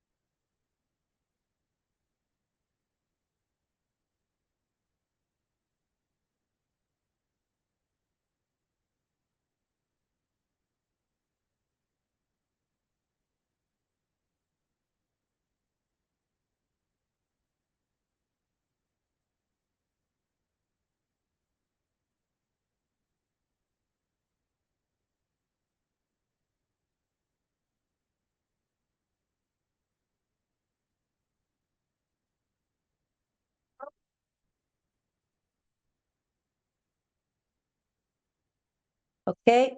In conclusion, female entrepreneurship in the agri-food sector generates nearly 9 billion euro, confirming its significant economic relevance. Women-led farms are generally smaller in scale, about from 1 to 10 hectares, compared to those managed by men. But what distinguishes the women-led farms is innovation and sustainability, because thanks to the agricultural guidance law, women are now the driving force behind multifunctional agriculture, as we see in the video, agritourism, educational farms, organic and social agriculture. Managing over the 30% of the businesses focuses on green and communication and community innovation.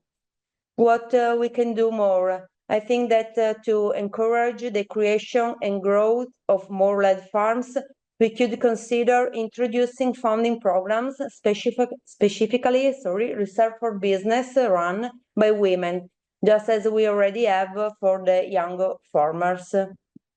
So thank you for your attention. Thank you very much, Mrs. Bortoluzzi. And now we can move on to our next speaker of the second panel, Rabia Miza Mahmoud Al-Zawi, if you're ready.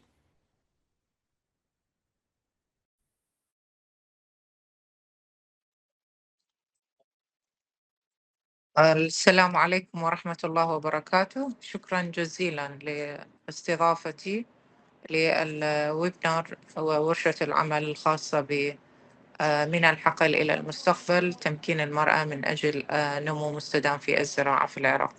فيا ريت تشيرون البرزنتيشن بلا زحمة.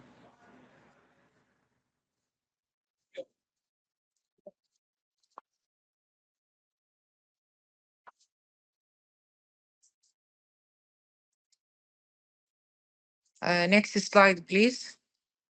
طبعا احنا راح نحكي على السؤال اللي انطرح، انه ما هو التغيير الهيكلي الاكثر اهميه المطلوب لدعم رائدات الاعمال، وما هي الرؤيه او الارث المستقبلي الذي نامل ان نتركه للجيل القادم.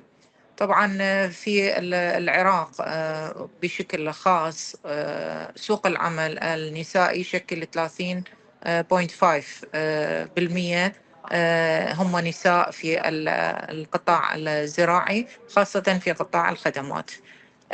بالمناطق الزراعية تقريبا 40 إلى 60% تدير المزارع نساء، لكن نسميهم نساء غير مدفوعة الأثمان، يعني من خلال عوائلهم يديرون المزارع، فنسبتهم 40 إلى 60%. طبعا من خلال تجربتي سابقا مدير عام في وزارة الزراعة، وأيضا خبير دولي ومفاوض دولي في ملف التغيرات المناخي، ومشتغلة مع المنظمات الدولية لأكثر من 15 سنة، ومن خلال التجربة في الإدارة البيئية والقدرة على التكيف مع المناخ والتنمية الزراعية المستدامة.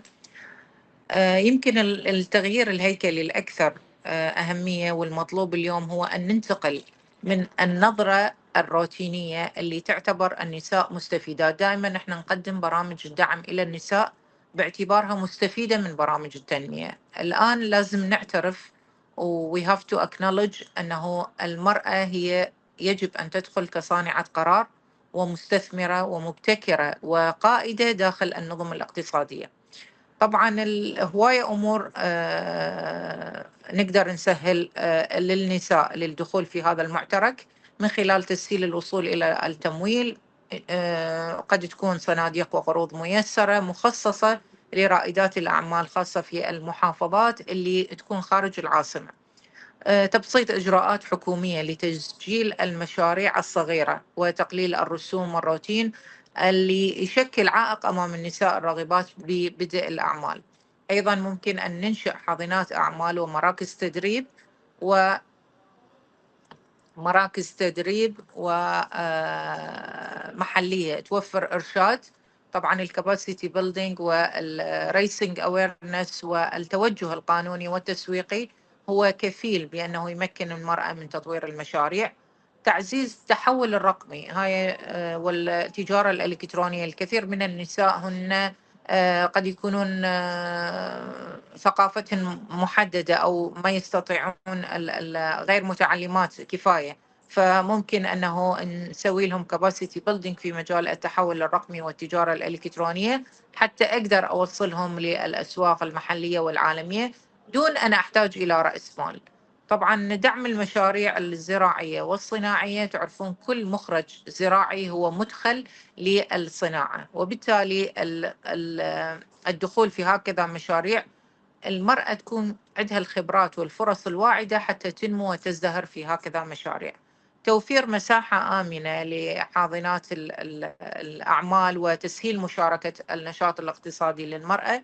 أيضا إشراك القطاع الخاص والمصارف الأهلية في برامج دعم وتمويل النساء باعتبارها استثمار اقتصادي وليس مجرد مبادرة اجتماعية. خلي نخرج من إطار المبادرة الاجتماعية اللي تستهدف شرائح من النساء، وأنه أبرز قصص النجاح. يمكن اليوم بالورشة احنا شفنا أكثر من قصة نجاح لنساء عراقيات تكون نماذج ملهمة وتشجع ثقافة الريادة والابتكار. Next slide please.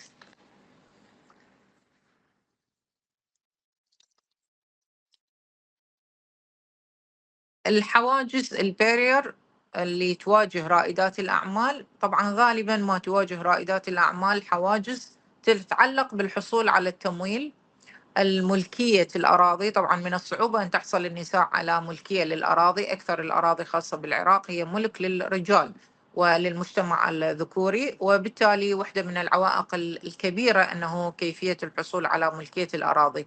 الدخول إلى التكنولوجيا والأسواق، فرص القيادة، هذه تعتبر حواجز تواجه رائدات الأعمال. فنحتاج إلى دعم أو أنظمة دعم متكاملة تجمع لنا الشمول المالي، بناء قدرات تقنية، وتحول رقمي، وزراعة ذكية مناخيا، وأيضا إصلاح السياسات التي تخلق بيئة مؤاتية للمؤسسة اللي تقودها النساء. طبعا تمكين المرأة في الزراعة على وجه التحديد يعني أمكنها من المشاركة عبر سلسلة القيمة بأكملها. ما راح تكون هي مشاركة في عملية الحصاد أو عملية الزراعة، لا، راح تكون مشاركة في سلسلة القيمة بالكامل، من الإنتاج والمعالجة إلى إدارة الأعمال الزراعية والتسويق والابتكار الأخضر. عندما تحصل المرأة على الفرص والموارد، تصبح المجتمعات المحلية أكثر مرونة، وتصبح النظم الغذائية أكثر استدامة، لأنه من خلالها راح تصير الاستدامة والمرونة، ويصبح النمو الاقتصادي أكثر شمولا وما يقتصر على المجتمع الذكوري. Next slide please. الرؤية للمستقبل، My vision for future، هي أنه نشوف جيل من النساء العراقيات لا يشاركن في التنمية فحسب، لكن يشكلنها. أكو فرق بين أنه تشارك في التنمية وبين أنه النساء هي التي تشكل التنمية. نأمل أن تساهم في بناء إرث تقوده النساء في مجال العمل المناخي والزراعة المستدامة وريادة الأعمال الخضراء والإشراف البيئي. يتحقق النجاح عندما تتمكن الفتيات الشابات من الحصول على الفرص على أساس المواهب وعلى أساس الطموح، وعندما تكون قيادة المرأة هي القاعدة وليست الاستثناء. من نعبر الاستثناء ونلجأ إلى أنه ممكن أنه المرأة تكون قاعدة، ممكن أنه نحقق هذه الرؤية. فبناء جيل من الرائدات الأعمال يساهمنا بفعالية في تنوع الاقتصاد العراقي وتقليل الاعتماد على القطاع الحكومي، خلق بيئة اقتصادية نقيس فيها الفرص من خلال الكفاءة والابتكار وليس بالنوع الاجتماعي. تمكين المرأة في كل المحافظات من تحويل الأفكار اللي تخالج عقولهن إلى مشاريع مستدامة توفر فرص عمل للمجتمع. وأيضا راح نترك إرث يتمثل في اقتصاد أكثر شمولية وعدالة، تكون فيه المرأة شريك أساسي في التنمية وصناعة القرار الاقتصادي. Next slide please.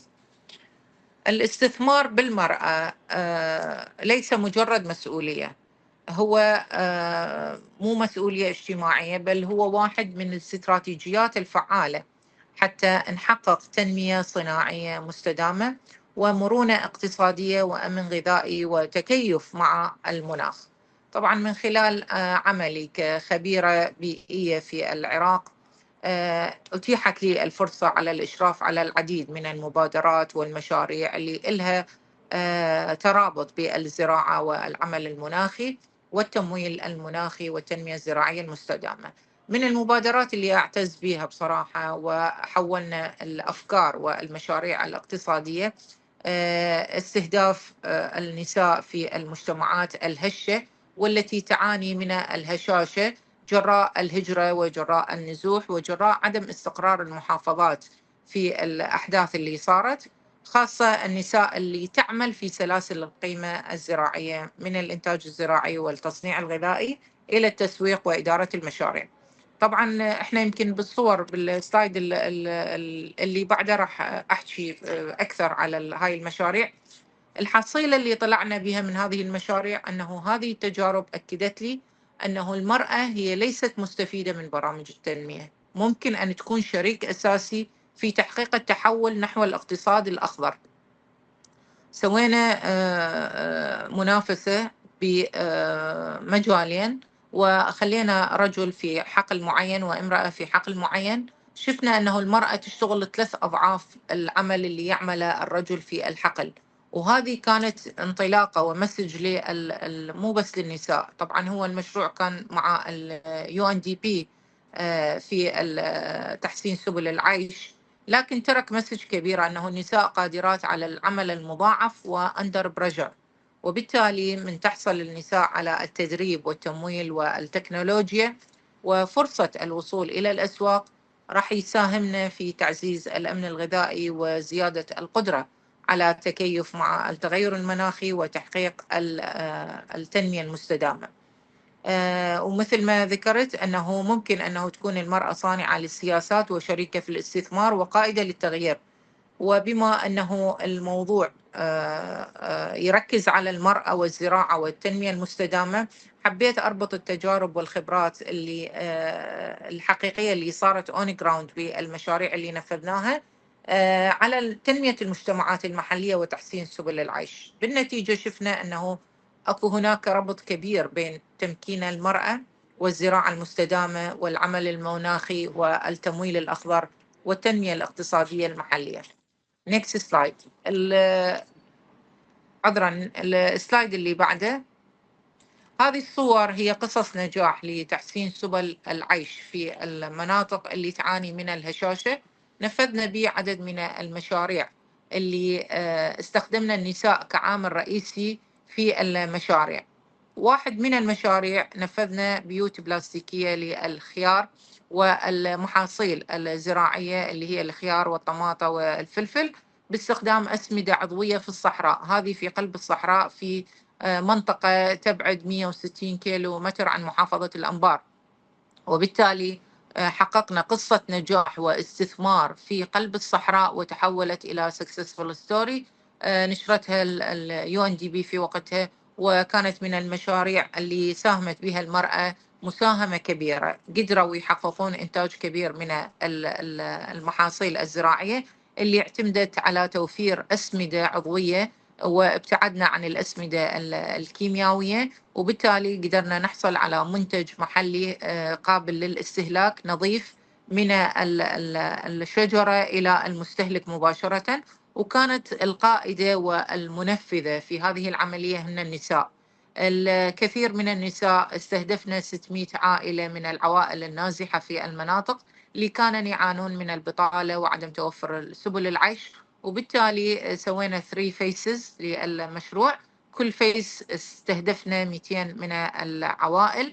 بالتالي شفت أنه الكثير من النساء اللي استهدفناهم واللي شاركن في بناء البيوت البلاستيكية وإنتاج البادرات لهذه النباتات العضوية والصحية، أنه بعد انتهاء المشروع أصبحن يوفرن البزنس الخاص بهن لهم من خلال زراعة هذه البادرات في بيوتهن وتسويقها إلى المراكز والمشاتل المتخصصة في المحافظة. هذا التغيير انطانا فد مسج كبيرة جدا أنه المرأة لو لقت فرصة للعمل بالمشاريع ممكن أن تحقق تنمية مستدامة، ممكن أن تخلق فرص عمل وتحسن مردودها الاقتصادي وتنمي قدراتها، وتحتاج إلى برامج توعية إرشادية. كثفنا البرامج التوعية الإرشادية من خلال المراكز الإرشادية المنتشرة في المحافظات. وواحدة أيضا من المشاريع اللي نعتز بها أنه دربنا النساء على كيفية تنمية قدراتهم والتحفيز لزراعة محصول أو نبات الزيتون عالي الزيت، وبالتالي استخراج زيت الزيتون الصحي واستعماله في الطبخ وفي كمراهم وفي أعمال التجميل والكوزمتيك. أيضا حصلنا على منحة لجلب عاصرة لزيت الزيتون، وبالتالي قدرنا ننتج منتج محلي عضوي خالي من الكيميائيات، ساهم في تنمية المجتمعات المحلية الهشة في المناطق اللي عانت من الديسبليس ومن الهجرة ومن عدم توفر سبل العيش. وأيضا كانت النساء هن رائدات في هذه العملية.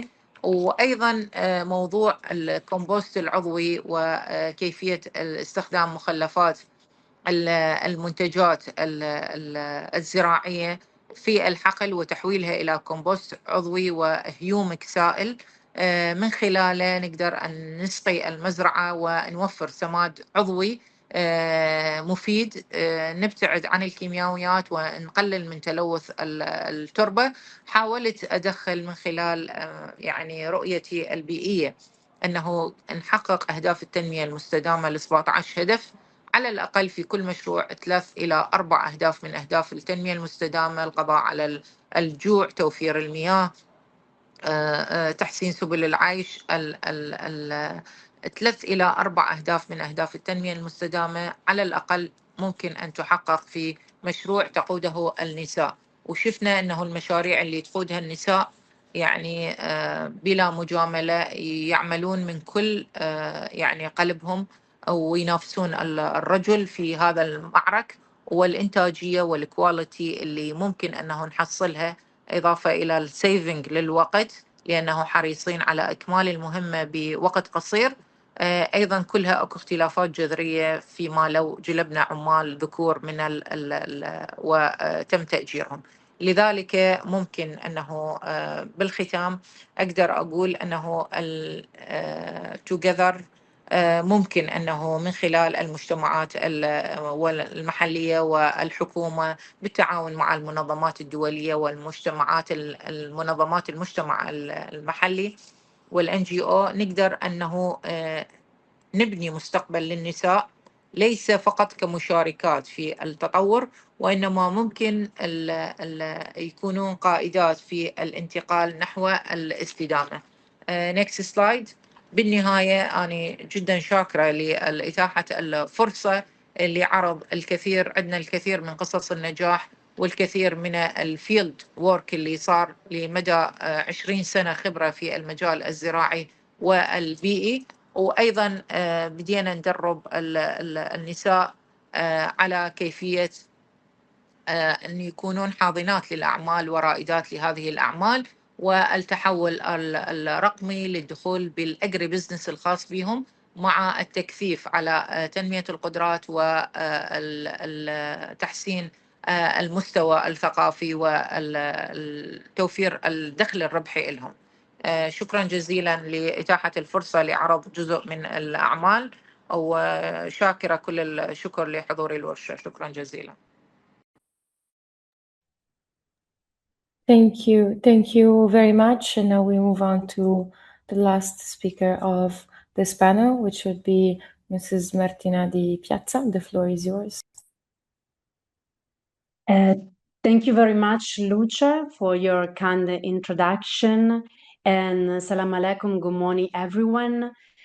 Before I begin, allow me to express my sincere appreciation to all the distinguished speakers who have contributed to the discussion and dialogue. It's both an honor and privilege to close this webinar after such insightful presentation.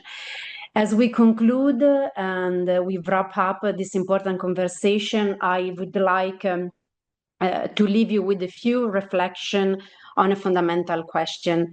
What do we really mean when we talk about women's empowerment, and how can this concept be translated into meaningful action with an agricultural sector?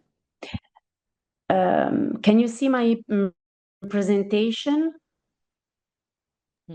No, Martina. No.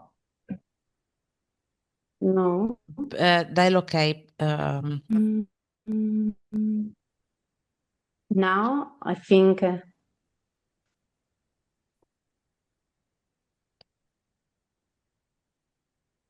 I share with you, for you. I share for you, Martina, don't worry. Thank you, Valentina. Because I can see my PowerPoint presentation. I'm sharing for you, huh? Okay, thank you so much.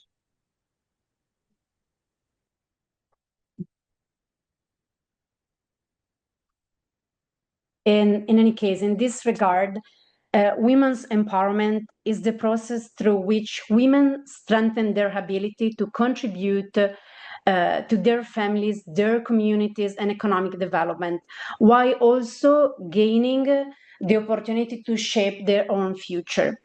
This process is built upon 5 essential dimensions. First, it starts with a woman's sense of self-worth, the recognition of her dignity, her value, and the crucial role she plays within the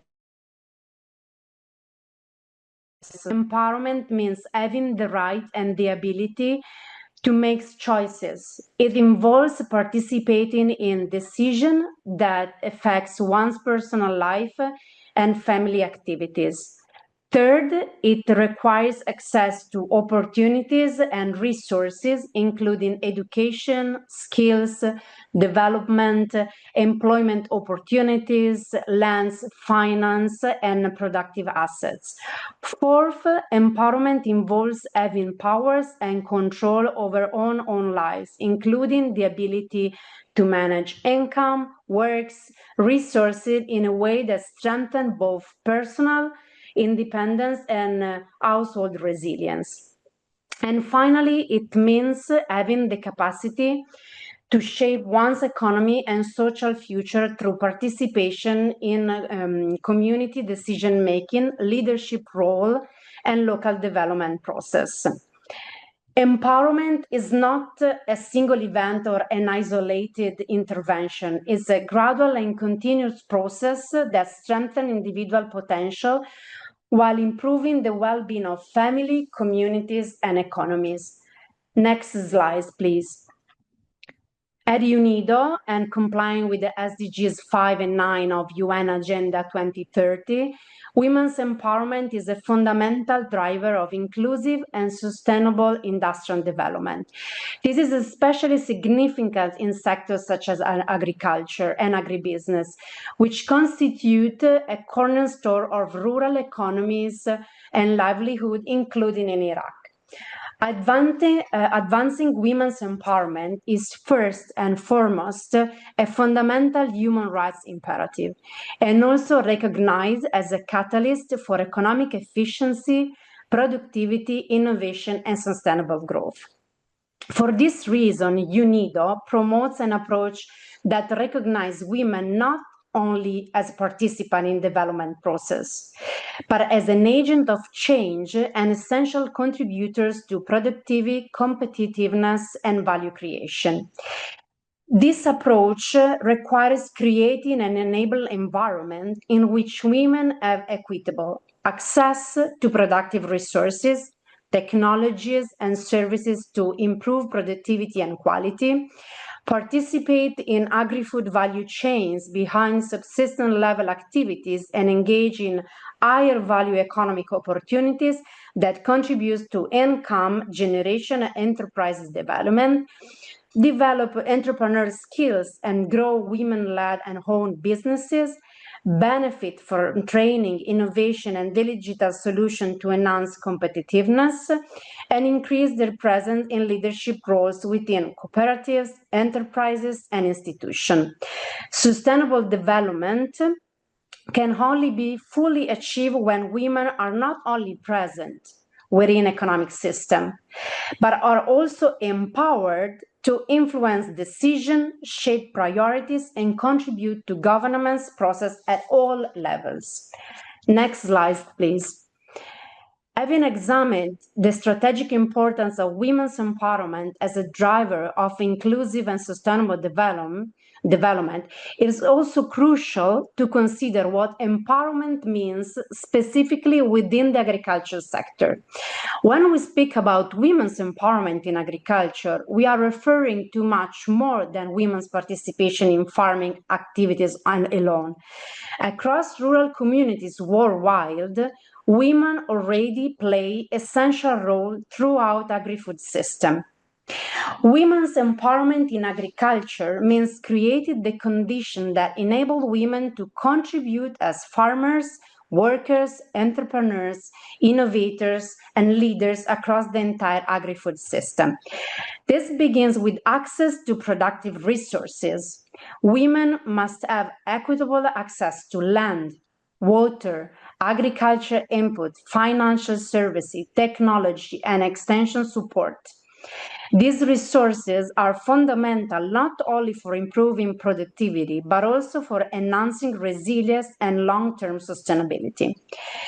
Equally important is access to knowledge, skills, and innovation. In fact, ensuring that women can access training opportunities, digital tools, and technical expertise become essential for this economic inclusion and competitiveness.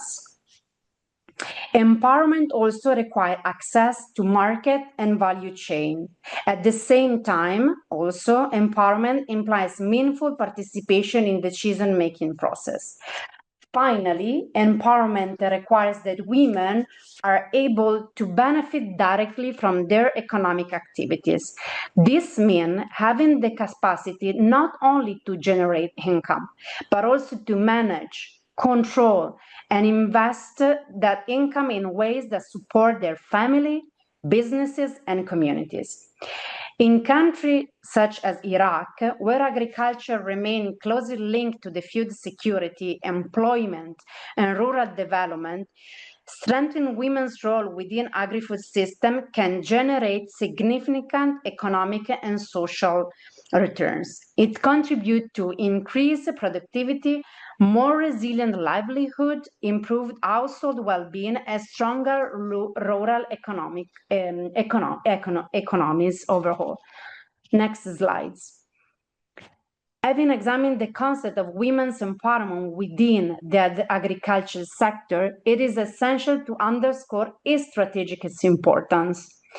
Women's empowerment in agriculture is not only a matter of equality and social inclusion. It constitutes a fundamental driver of a strong food system, more resilient rural economies, and sustainable development. When women have equitable access to productive resources, technical knowledge, technologies, and economic opportunities, the impact extends well beyond individual farmers. It translates into higher agricultural productivity, improved household incomes, and enhanced investment in education, health, and nutrition.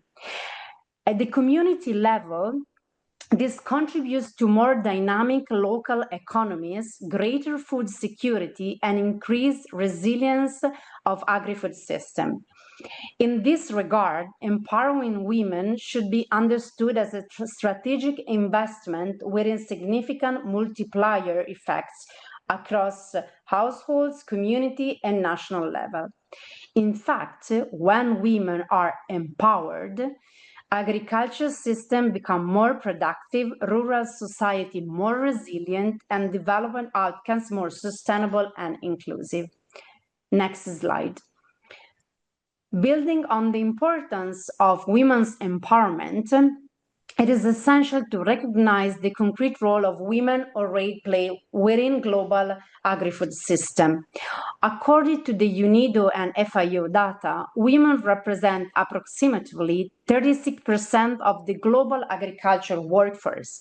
And in low-income countries, this share can reach up to 48% of the total agriculture employment. In absolute terms, more than 1 billion women are engaged in agri-food system worldwide. Despite this critical contribution, significant inequalities persist. Women continue to face disproportionate barriers in accessing key productive resources, including lands, financial services, agriculture inputs, modern technology, extension services, and training opportunities. In addition, their access to markets and participation in value chain remain more limited compared to their male counterparts. These constraints have measurable economic consequences. Evidence indicates that women engaged in agricultural wage employment earn an average around 18.4% less than men, reflecting persistent productivity and opportunity gaps. Next slide. Turning now to the specific and focused context of Iraq, this is important to recognize the role that women play within the country's agri-food system. In Iraq, women contribute meaningfully to agriculture and rural livelihood, particularly in the rural and peri-urban areas. However, this role often remains under-recognized and insufficiently reflected in official labor statistics and policy frameworks. Labor force participation data highlights a significant gap between men and women. According to the World Bank and ILO, female labor workforce participation in Iraq remains low at approximately 10.8% as of 2024. Women represent around 13% of the total labor force, and within the agriculture sector specifically, approximately 13% of women are engaged in agriculture employment. Despite these relatively low participation rates in formal labor statistics, women's contribution to agriculture are both substantial and essential, particularly in rural communities. Women play a crucial role in crop production, especially in substantive farming system. They are actively engaged in livestock management, poultry rearing, as well as dairy production and food processing activities that support both household consumption and local market.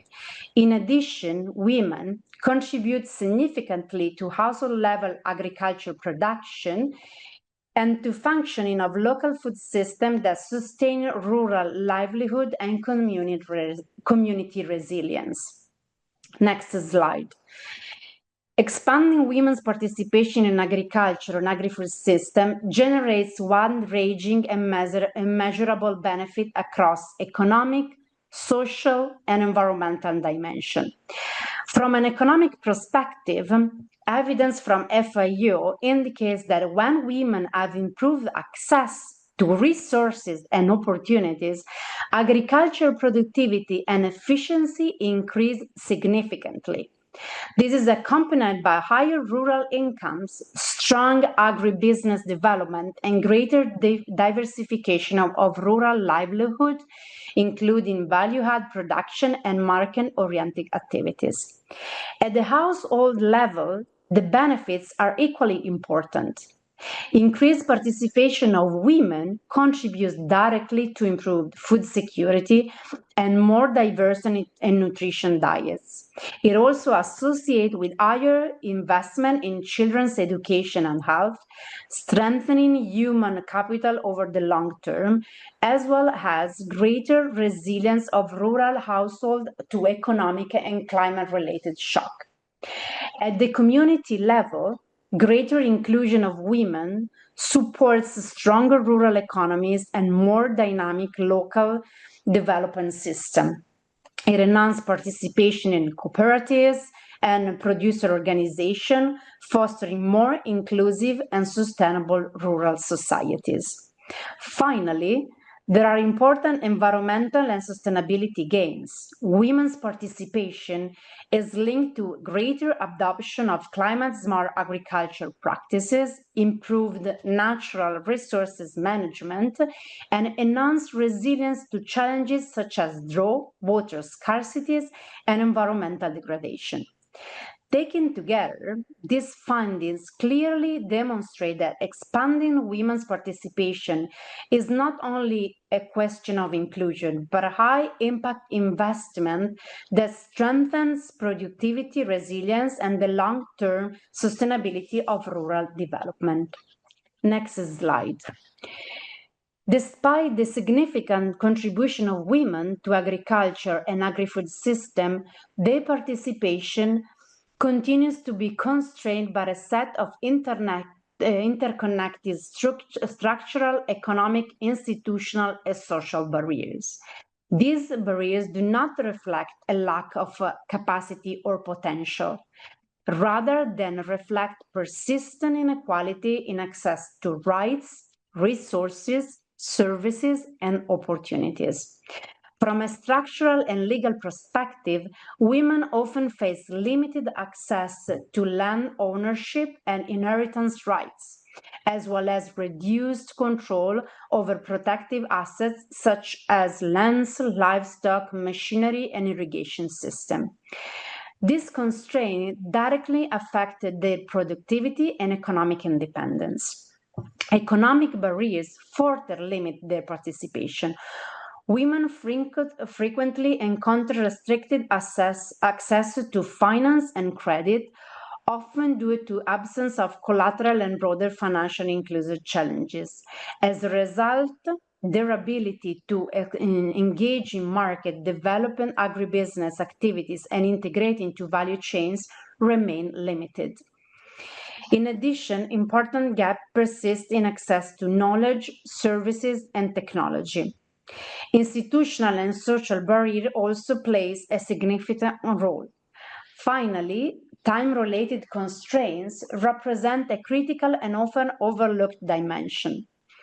The disproportionate burden of unpaid domestic and caregiving responsibility limits women's ability to participate in training, markets, and entrepreneurial activity, resulting in what is often referred to as poverty time. Taken together, these barriers reinforce one another and limit women's full participation in agri-food system. Next slide. Building on the previous analysis of the barriers that limited women's participation in agriculture, it's now essential to move from diagnosis to action and to consider how these constraints can be effectively addressed in a coherent and integrated manner. Transforming women's participation in agriculture requires a comprehensive approach that tackles structural constraints while enabling equitable access to assets, services, market, and technologies.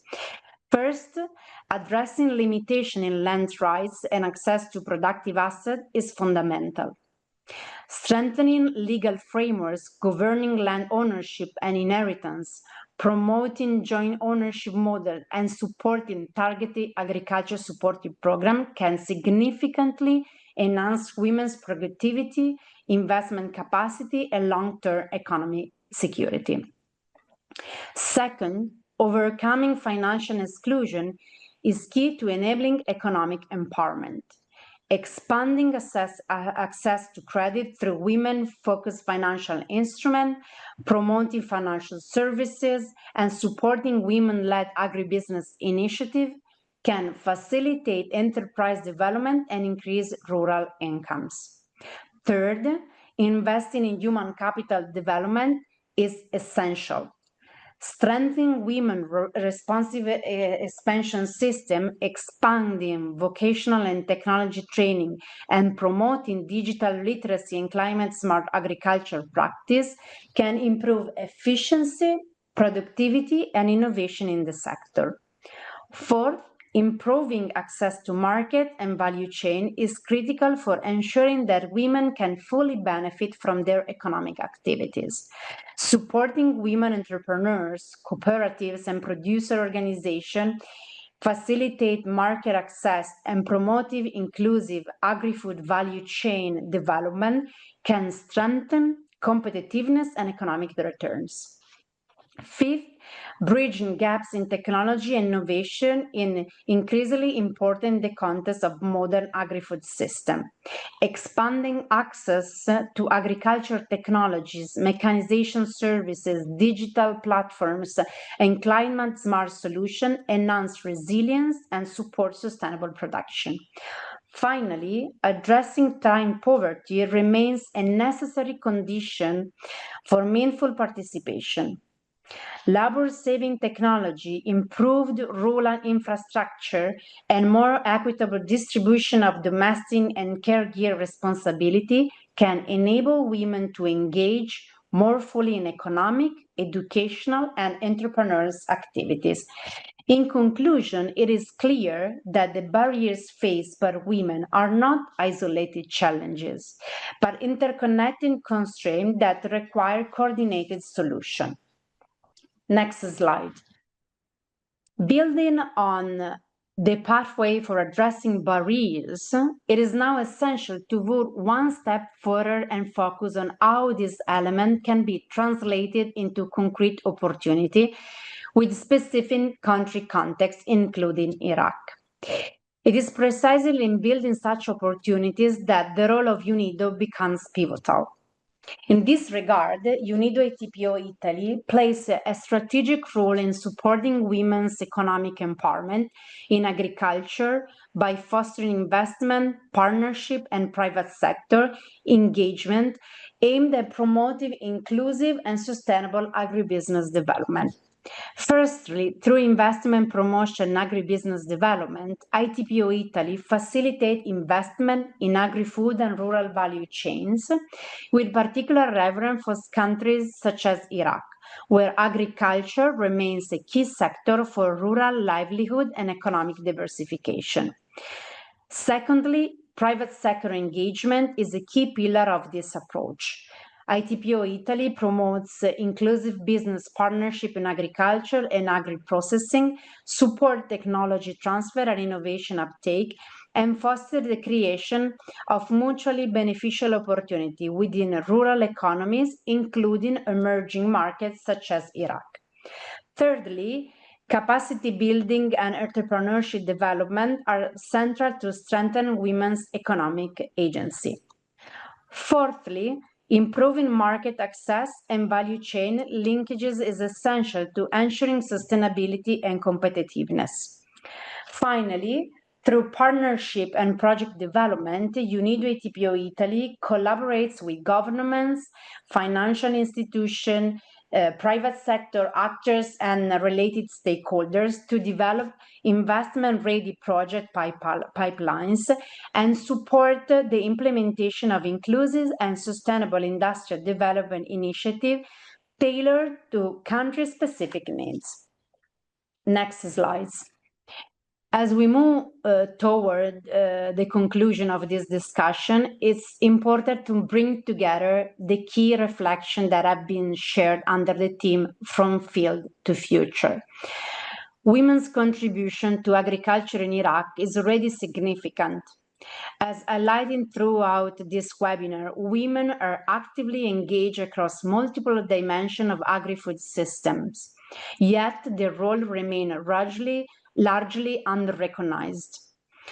Unlocking the full potential of women in agriculture is therefore not only a matter of inclusion or equality, it is a strategic imperative for the future of rural development and economic growth.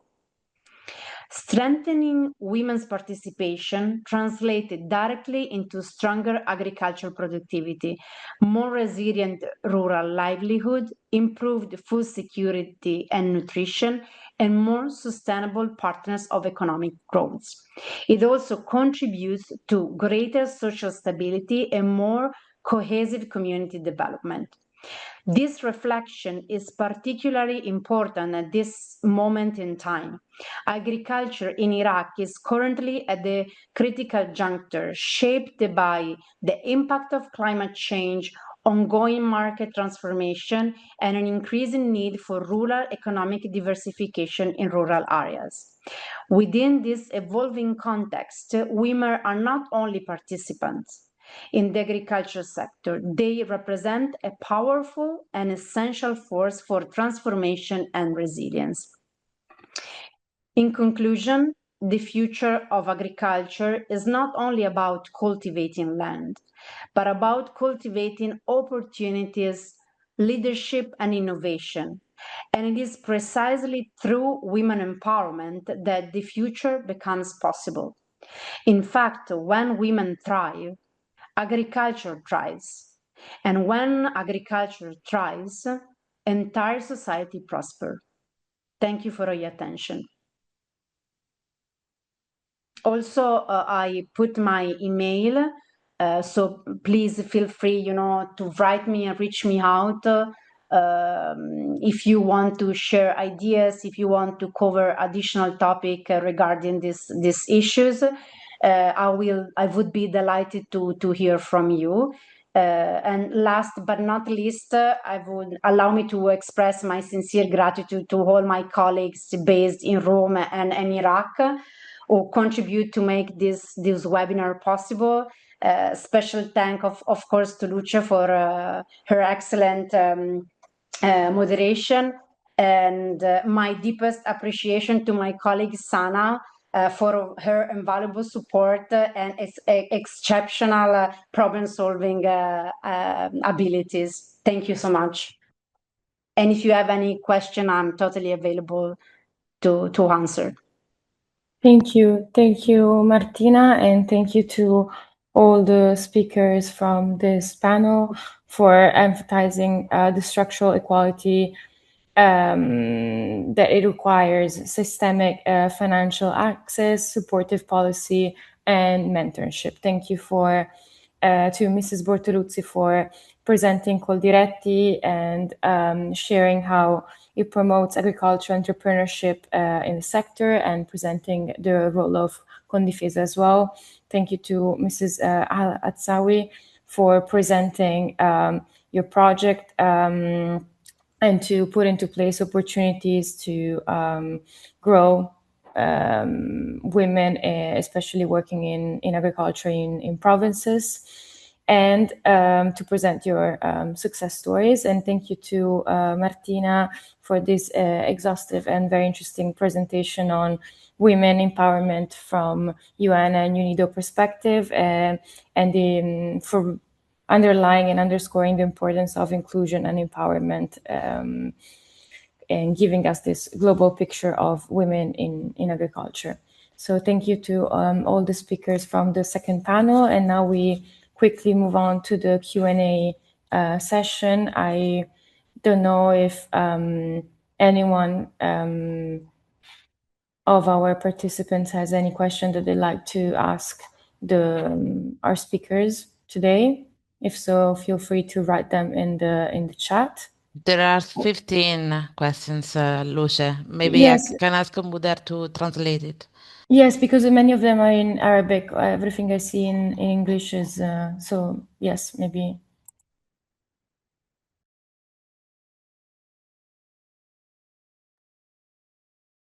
Muder, could you please translate the questions for our speakers?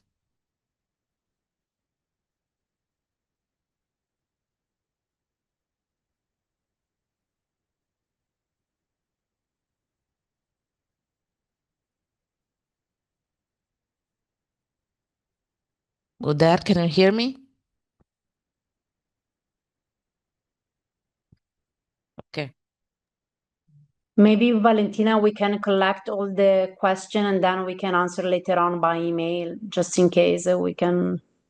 Okay, as you prefer. Maybe yes, the main one. I don't know if they maybe just thank you or something like that. I don't know.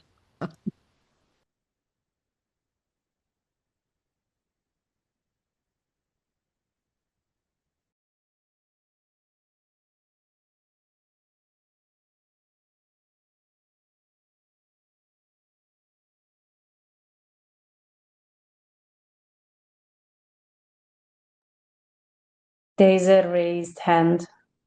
Mukla, please.